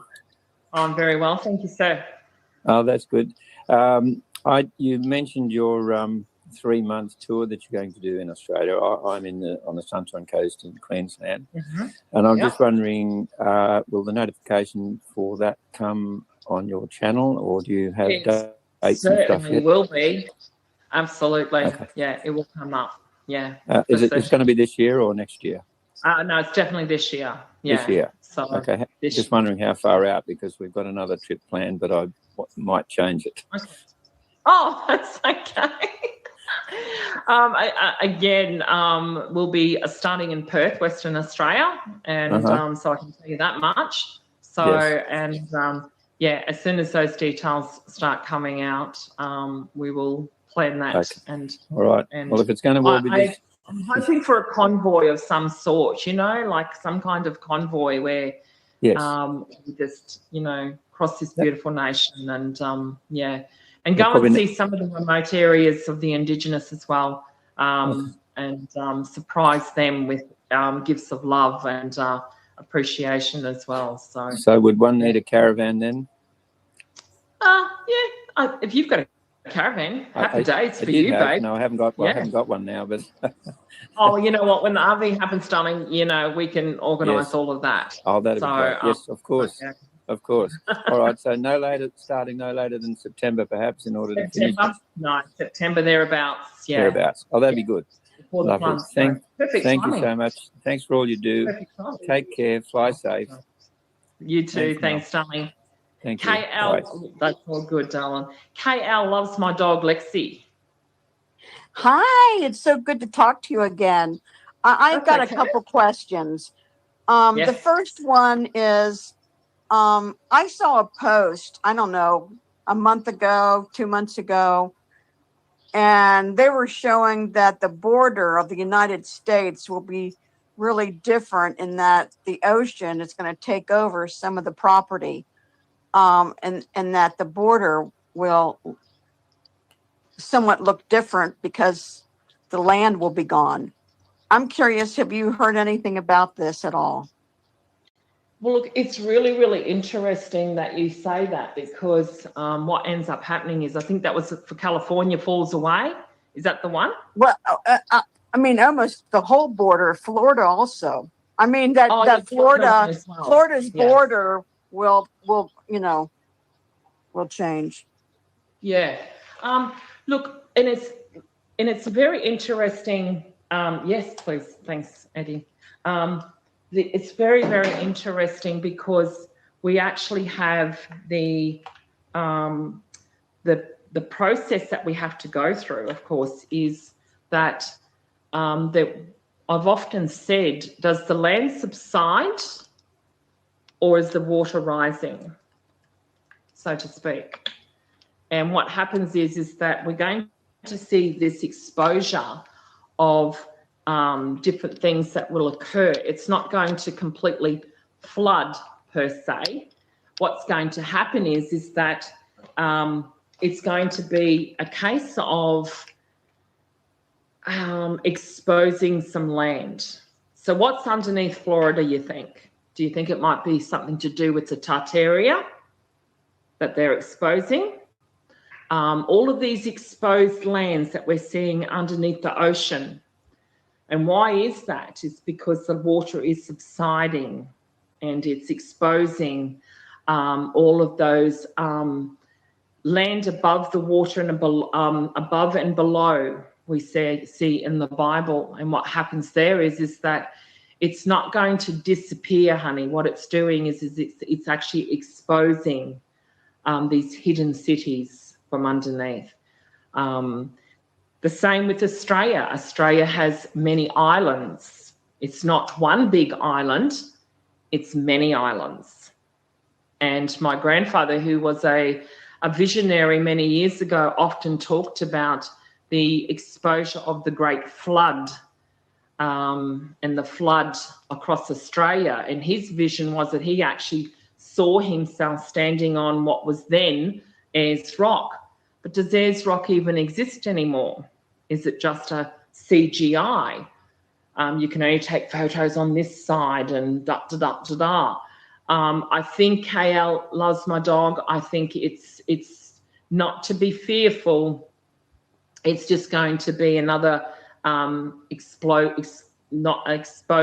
to what was there probably previously. And you'll see these lands, as I said, not rising, but the water will subside. So that will create the illusion that there was a flood, but there was a flood, but it will actually subside a lot of the what was underneath and exposing all of that. And the reason that I brought it up is because once this thing happens, if I live long enough, but you will be fine. Yes. That I wanted to buy, property or a home near the ocean. So I'm leery because of that. It might look different than it does now. So I was a little cautious about it. My next question is, and I appreciate your answer. The next question is, Trump, supposedly I see all these posts constantly that it's time to look at Fort Knox. I guess I'm just curious, what's your thoughts about Fort Knox? And I mean, my problem is I'm just the type of person, and it gets on my nerves so bad, and that's my problem. And that is, if you're gonna do it, just do it. Why do I keep hearing it's time? Just do it already. Do it already. I know. Oh, don't you worry. I have those little come to Jesus moments. It's like, just show me the money. Just show it to me. We all have those moments, don't we? We wouldn't be human otherwise. But yeah, look, I get what you're saying. And it's like I said, I sat down and reflected on this and I thought, well, okay, is it going to be that they open the doors to Fort Knox and there's going to be one of many things that you're going to see? There's going to be nothing there? I don't think so. I think it's going to be audited to show you just how much there was there. And that's going to be the unveiling of your what they call the gold standard. So I have a slightly different perspective to all of those who, do the decodes, so to speak. But for me to decode that is logical that instead of being that announcement that we all expect of Nasara Jassara is going to be announced or DJT is going to announce this, well, technically, as I said, that gold has to be there, technically, because all of the banks and everything else that had to be allocated an X amount of gold, and we've seen this over the course of many countries from the World Gold Council. They've said, and it has to be there. So my message to that is that it is there. It's going to be more abundance than what we actually believed or imagined, and that's when they're going to say, well, let's give it all back to the people. Now, it could be even more things in there that we weren't aware of, such as I said, treasures and mummies. And yeah, does it open up a whole different thing of history for the American people as well? It could be part of that disclosure. Who knows what is in Fort Knox? We'll wait and see, but it definitely will be done, and I think it has already been done, and I think it's going to be exposure. It's going to be eye-opening, and to me, I think that's going to open the floodgates, so to speak, of us being back onto that God's currency, that being, of course, gold, silver, platinum, and palladium. Thanks, Mel, so much. I love you. That's quite okay. My pleasure, darling. Sam, how are you?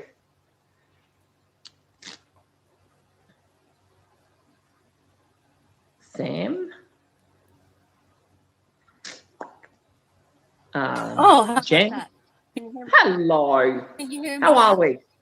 Oh my goodness.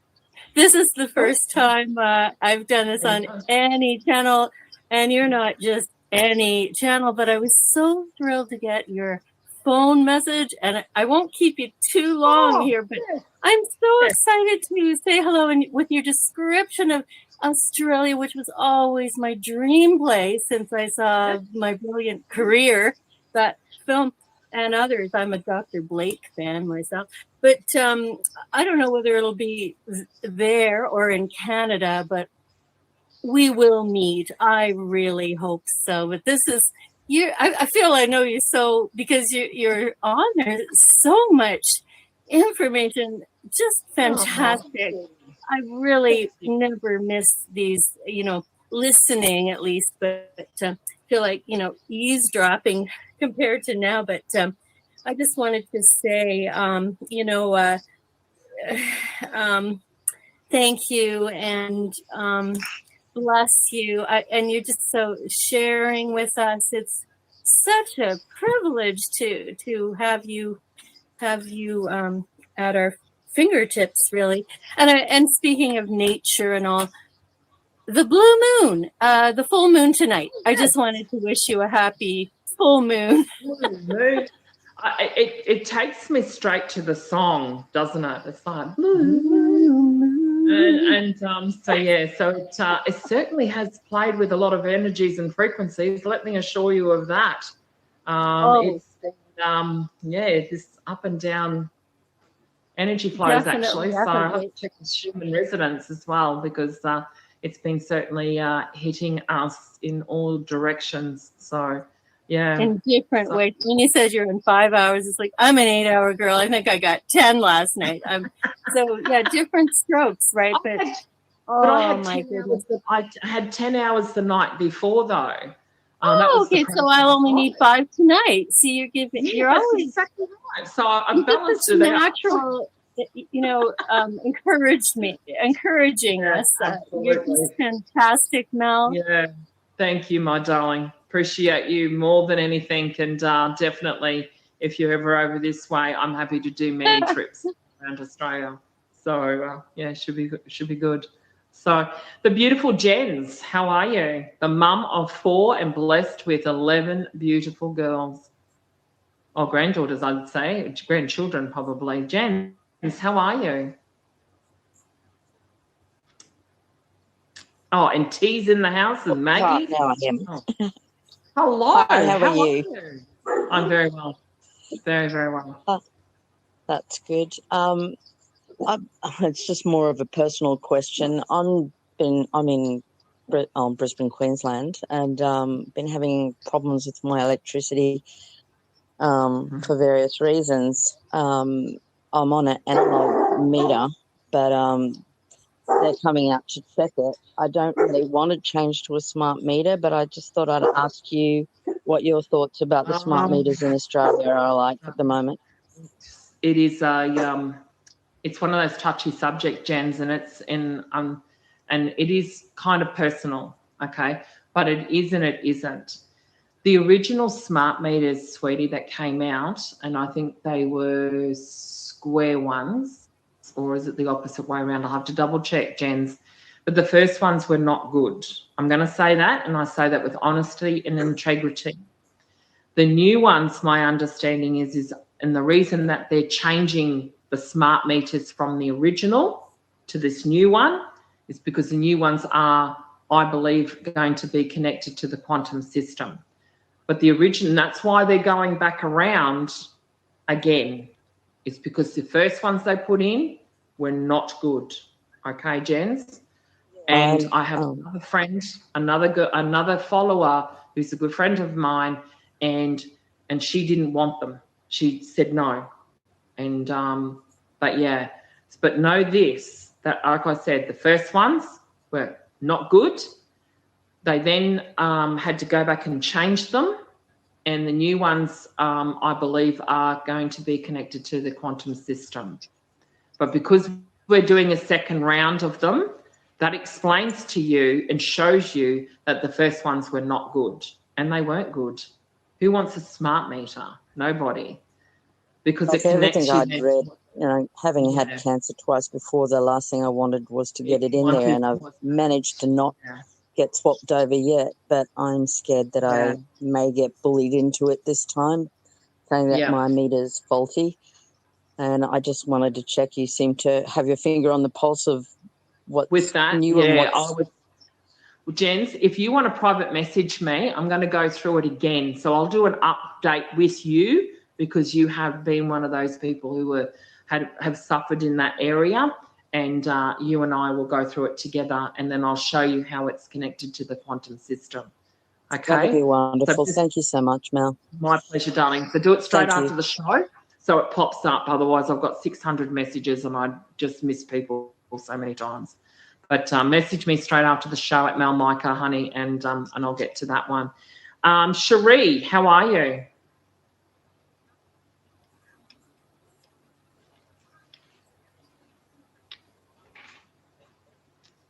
It's always tricky when you come up the first time. It's like, where's the button? Where's the button? So beautiful Cherie. Otherwise, we'll go to Maggie. And then we'll go to T. So Cherie, you haven't worked it out yet, darling. Maggie, do you know how to unmute yourself, darling? Hello? Hello, Maggie. How are you? Yes. Okay, wonderful. Thank you. I have a question about the $250 note with Donald Trump's picture on it. Is there a significance to the $250 note? My husband asked me, and I said, every other country has a $250 note. We don't. So this is a good opportunity for him to say, we want to be like the others. Yeah. Well, 250 years celebration, the year of the Jubilee, has finally come upon us. Also, remember too, it could be a commemorative note, but generally speaking, they have to have died before they actually did that. So throw that and toss that around so many times. But Maggie, like I said, the 250 year celebration, of course, is very. Yeah, that makes a lot of sense. Yes. So, okay. so hence Thank you. that is. Hey, we're about 10 My minutes, pleasure, guys. Maggie, the beautiful Maggie. About 10 more T, minutes. how are you? T is in the house. Good evening. How are you doing today? I'm very well. How are you? I'm good. I'm good. Got a question on the lobster accounts. Are they really something that we should have, or is it something that we don't need to have? Because I jumped on it very, very early on, and everything I've got, not everything, but I'd say 90% of what I got looks like it's been bogus or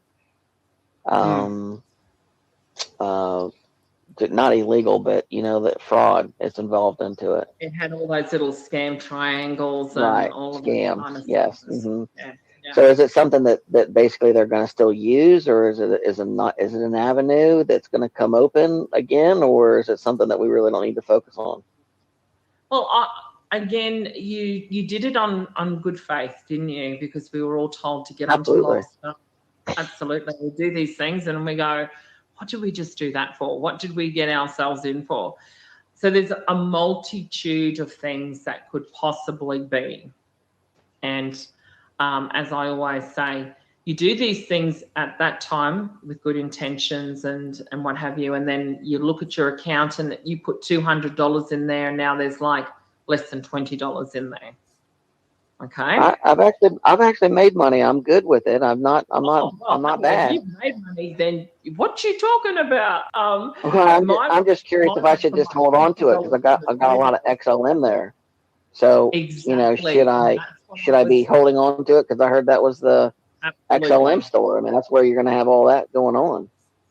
And that's what I was about to explain. Exactly that, T. Although the actual monetary value is different, and I think a lot of this, to be honest, T, regardless of whether it was lobster, someone did send me a PM about the Trust Wallet because I have just happened to mention that I was working with that and found that very easy as well. And someone said, oh, well, I got scammed from that. It doesn't really matter which wallet you look at. There's been opportunities of people who have scammed or you purchased a coin that possibly wasn't to be what it said it was to be. But I honestly think, though, T, is that hold and just hold and be strong. That's what I thought. Yeah, because regardless of whether it's lobster or not, because everyone gets this emotional attachment to lobster as a scam or the people QSI as a scam or whatever, that's totally irrelevant. Because you went in with the discernment that you felt that it was going to be it was going to be great, and that's what you have to stay with.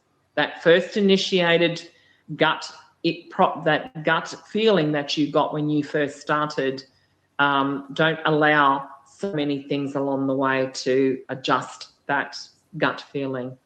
So what I say, yeah, and it won't because it's not the monetary value, it's the XLM is still there, just an XLM will go up and down. And if you've made money, well done. I haven't gone into my original lobster. I should go and have a look at it. But I know that I did think a few times that it was probably a beta test as well. And was it also testing us and preparing us to get us ready for this new digital system? Because back then, when you think about it, T, we were oblivious to blockchain, crypto, this, that, and all the rest of it. So I always take the positive and say, well, regardless, this was to be. And I know that Lobster has also had recent upgrades. They are still very connected to the Stellar network. So again, people still have that emotion about Lobster itself. And I go, but it's Stellar network. So it can't be. You know, I think it's actually good. I think it's a good network, and I don't mind using it. But just like anything else, I mean, you're gonna have scam artists everywhere. So I mean, if you're not protecting yourself from that, then you're in trouble. So you got to take that with a grain of salt. Absolutely, and I've tried just about every single one of them. I can assure you of that. It's like, and I still get done too. So I'm pretty sure I was the guinea pig in all of this. I look at this in another perspective. You know, it's like I often think, well, the white hats must have so much fun watching me unravel all of this, because I'm pretty sure I was the guinea pig in all of it as well. So, but lobster, not lobster, I think, as I said, it is definitely a beta test and moving into the new world. Actually, we started the show with All for Truth with she was asked at her local bank about, would you like to set up your wallet? So, you know what I'm saying? And I've often said, and I haven't discussed this for quite some time, T, but it's very interesting because it keeps reminding me, though, as I said, is your quantum account an actual digital wallet, not an actual account as we know it. I've said this many times. So again, like I said, you know, you think it would be on the blockchain? Absolutely, and it has to be a digital wallet, you know, and so yeah, so. One other question, or not question, but statement. The when I've been in this a long time. I feel like forever. but originally it was gold, silver, XRP, XOM. We know, buddy. We know. You know, there's a whole lot of different things, and the way that it's going to be brought out, the way that it's going to be paid out, and I feel like what I got told originally in 2017 is true today, as much as it was then, but they've thrown so much noise out there that they're trying to keep you from really knowing what it is. But what we originally were told is still true today. Would you feel like that's the truth, or do you feel like 100%. Yeah, I think you're right there. Is that I don't know how to get out of my deleted messages. Just to let you know that I'm I just had someone lost their little puppy yesterday. Oh. No. So yeah. And I've just been informed too, they're messing with the sound. Thank you, Eddie. Appreciate you. So they're messing with the sound as well. But T, I really do think so as well. I think that, as I said to start with, is, you know, go with that gut instinct and really hold on to that gut instinct. I heard you. I heard you loud and clear. Yeah, absolutely. All righty. Well, thank you so much, T. You've brought a few things to my attention that I need to talk about as well. But if Frosted Cupcake would like to pop up and say a quick hello before we round up the hour. Hi, Mel. Can you hear me? I certainly can, my darling. Thank you so much. I'm from Canada. I know. Oh, the Canadian flag, honey. Yeah. I think I've actually messaged you, actually. I think I have messaged you. Oh, okay. Yeah. So it really was you. You probably got a really good response. Oh, well, double check the response again, honey. So if I'll catch up with you after the show as well. Okay. That would be really great because there was a reason that I contacted you. So you were cutting out a little bit earlier and you did say something about September. Were you talking about EBS or? Oh, no, I was talking about my trip around Australia. Yeah, somebody was saying that they're hearing that everything is coming now and people are saying it's here and the RV and the EBS and the Nasera Jacera. So I'm planning on doing a trip with all of, some of you who would like to join us. And September's a really nice month to be doing August. Oh. Okay, yeah, because you were definitely cutting out before. Yeah, okay, that's cupcake to Etsy. Yeah, and that is really good to know. So somebody did mention something about everything hitting pretty soon. So that'll be exciting. But the other question that I had, and I won't keep you long, The one lady was speaking about the ocean, sort of like taking over the coastlines. And I did hear the same thing, like the whole perimeter, top of Canada, down the East Coast, around Florida, up the Panhandle, over and then into the Gulf, because we have property in Mexico. So I just want to think I'm not going to be flooded out. You're thinking it's the opposite. No, I think, as I said, I think it's going to, the water will subside Mm-hmm. and expose many things that were underlying the actual water. So Okay. it should be very interesting to see. So, Okay. I appreciate that. And I'll check messages. Absolutely. Well, what I'll do is, as I said, I'll check, send me another one so it comes up to the top of the feed. And then that way you make sure that it's me. We can do a quick video call so that you know it's the right one. Okay? Oh, that'd be perfect. And if by chance I don't send it, can you send it to me? Because I can do that. I'll look for it, but I can't guarantee it. That's okay, darling. Not a problem. Thank you so All much. right. No worries at all. We will take one more to end this beautiful hour. So the beautiful Nancy, if Nancy would like to pop up and say hello, a quick hello, Nancy. Otherwise, the hour goes very quickly with all of you. It really does. So Nancy, nope.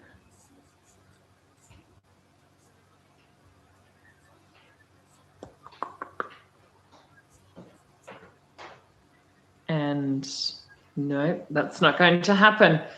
We have on the June the 8th is the King's birthday here in Australia, and it's Western Australia Day today. So there you go. King's birthday. That's interesting. Thank you so much for the beautiful, beautiful souls that I'm living with right now. Onto it, ladies and gentlemen. Well, for VP, we'll catch up with you very shortly as well. But ladies and gentlemen, as I said, we have the Blue Moon, we have the Pi Network, we have the Ethiopian elections. Are we about to flip? We look forward to catching up with you in a couple of days' time. We will see how things progress.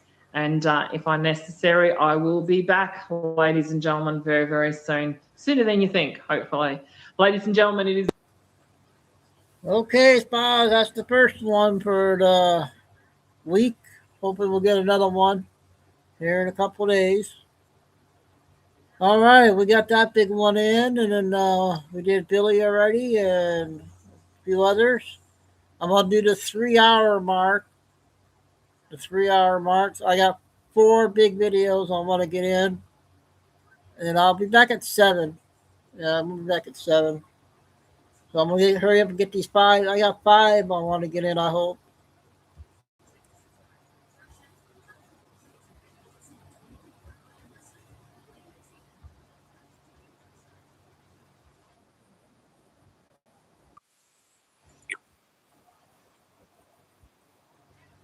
U is a nonprofit university trusted by employers nationwide. Our accredited online program. I'm going to spend the next few weeks regaining my health.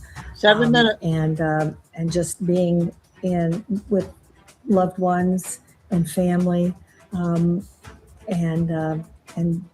it's a miracle. It really is for Jared Polis. He pardoned 35 people. And he gave clemency to 9, and I was one of the 9. And you know, you see the horrible media and the haters that don't go after you know, murderers and people like that you know he chose to pardon, but they go after me. So Apollo, I guess that you have a special guest with you this morning. We do. We do have a special guest, so I'll take this opportunity to announce that yes, Tina Peters has been released successfully and she is safe. Hi, Steve. Tina, tell us what's it like to be finally a free woman? You know, Steve, I'm not even sure yet. After 606 days in prison, it's been quite the ordeal. But you know, I really want to thank God for His faithfulness. and getting me through it. And, you know, it's been, I think probably for me, Steve, to impress upon every person out there how hard it is to lose your liberty, how easy it is to lose your liberty, but how hard it is to endure it. And, you know, and I'm so grateful to the supporters out there that have stood with me. You know, my close circle, you know, Marcy, my best friend, who I called every day. You know, after they kept putting me in the hole, she made me promise to call her in the morning and at night every day. So people that wanted to get me a message could always reach her.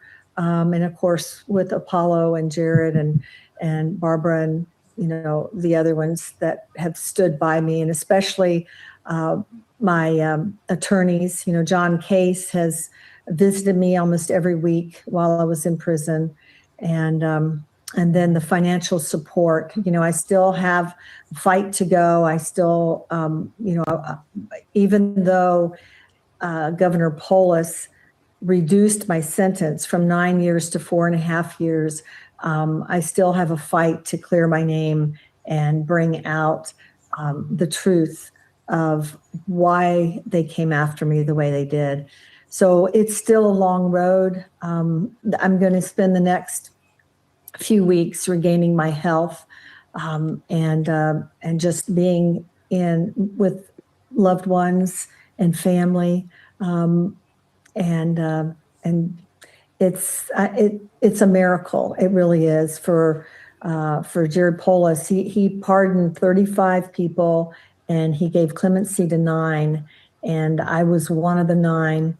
And you know, you see the horrible media and the haters that don't go after you know, murderers and people like that you know, he chose to pardon, but they go after me. So there is a concern there for my well-being and my safety.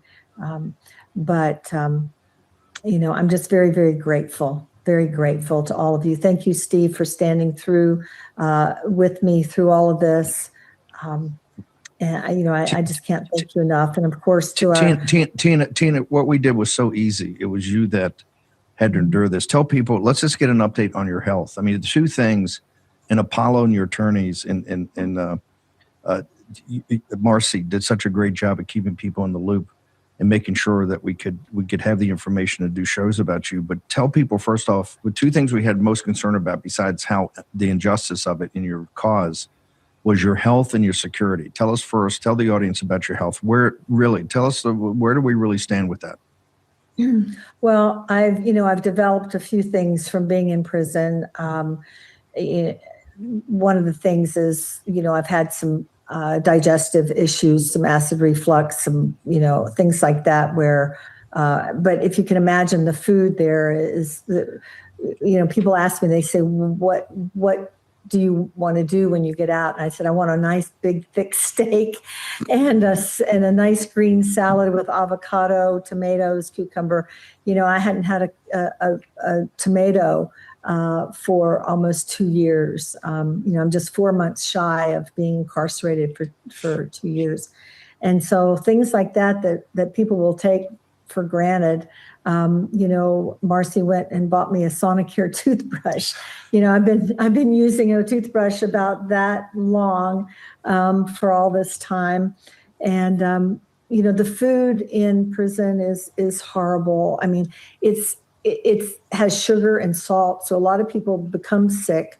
You know, my A1C diabetes runs in my family, but I've always managed it well with my diet, and that has you know, deteriorated that way with my blood sugar. Everything's either salt or sugar. You don't really have you know, the proper nutrition that you need. So I'm going to be getting checked out by doctors, and I've got a lot of growth that came on my skin that in places where the sun don't shine. Yeah, right. and so I need to have that checked out. The water, there was concerns about the water. There was a dog program at the prison, which is now closed down, but they even, because there was so much lead in the water, they even gave the dogs filtered water, purified water. So there's things like that. I feel like I've aged, about 10 years is the way I feel. So I just need to take some time, regain my health, get back to the way I have always taken care of myself in the past, and then get back and get to work again. It's so easy to become a podcaster with Riverside. Okay, that's our first big video of Tina there. I'm going to play two more. I got a 15 one and I got a shooting update.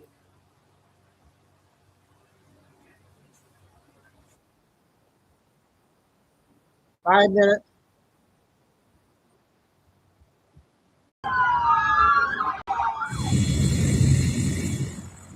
Breaking news, a suspect is in custody tonight after a shooting that ended with multiple people killed, an officer with multiple gunshot wounds, and a standoff that prompted a shelter-in-place order for a neighborhood in South Sandy.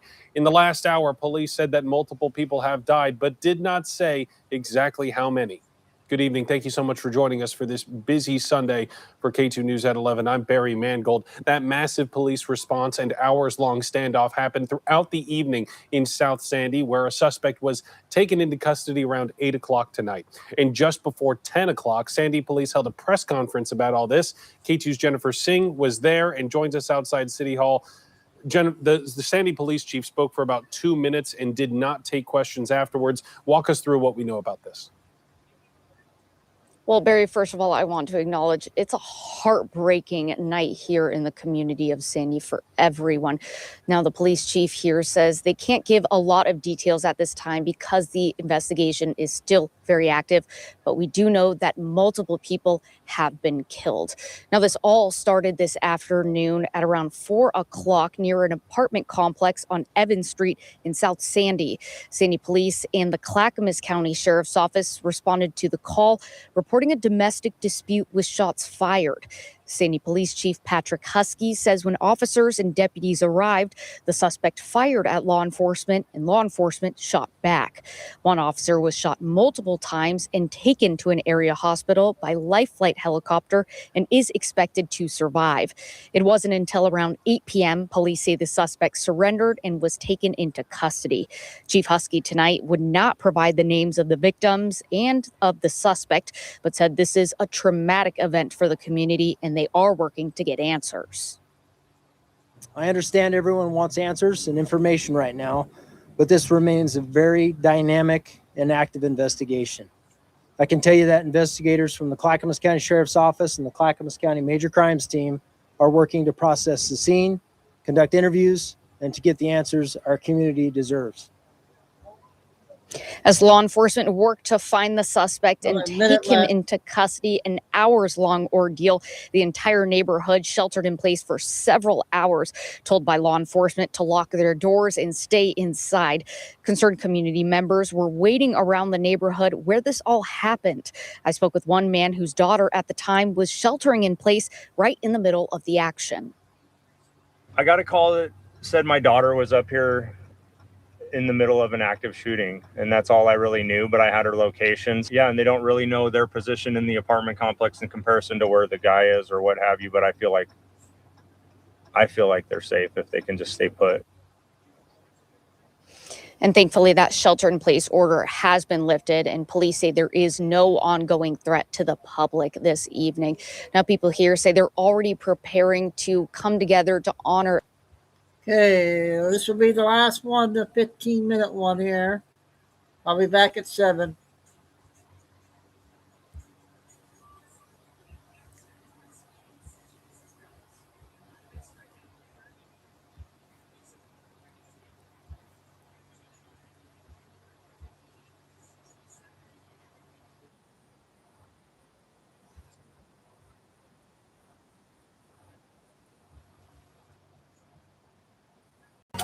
Being in Middlesex County, New Jersey gives us access. On May 29th, a scary incident happened at a scenic spot in Handan, Hebei. Tiles on a building suddenly slid off and crushed the cars parked below. The local government in Haidan City said no one was injured. Online, people commented, "Another shoddy construction job." On the same day in Zhaotong, Yunnan, a video posted online showed a road in Yiliang County collapsing and cracking. The footage shows cracks and large sections of the road sinking, making it impassable.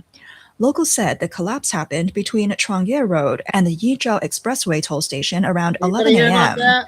A landslide stretched several hundred meters, causing the road to sink. The Yiliang County Traffic Police said the cracked road makes it easy for vehicles to tip over, creating serious safety hazards. Public records show this section connecting Zhaotong's city center with the Yizhao Expressway was completed in late 2024, but in less than 2 years, it's already in this state. People online criticized the poor quality of the construction. I'll be off in Earlier this 15 year, minutes, on February Nancy, I'll call 11th, ya. a road under construction in Boao Town, Zhonghai City, Hainan, also collapsed. Video showed the pavement had sunk, exposing the structure beneath, asphalt on top, rubble and soil beneath. The week before, there had been no significant rain, and the road was not open yet, so heavy traffic wasn't a factor.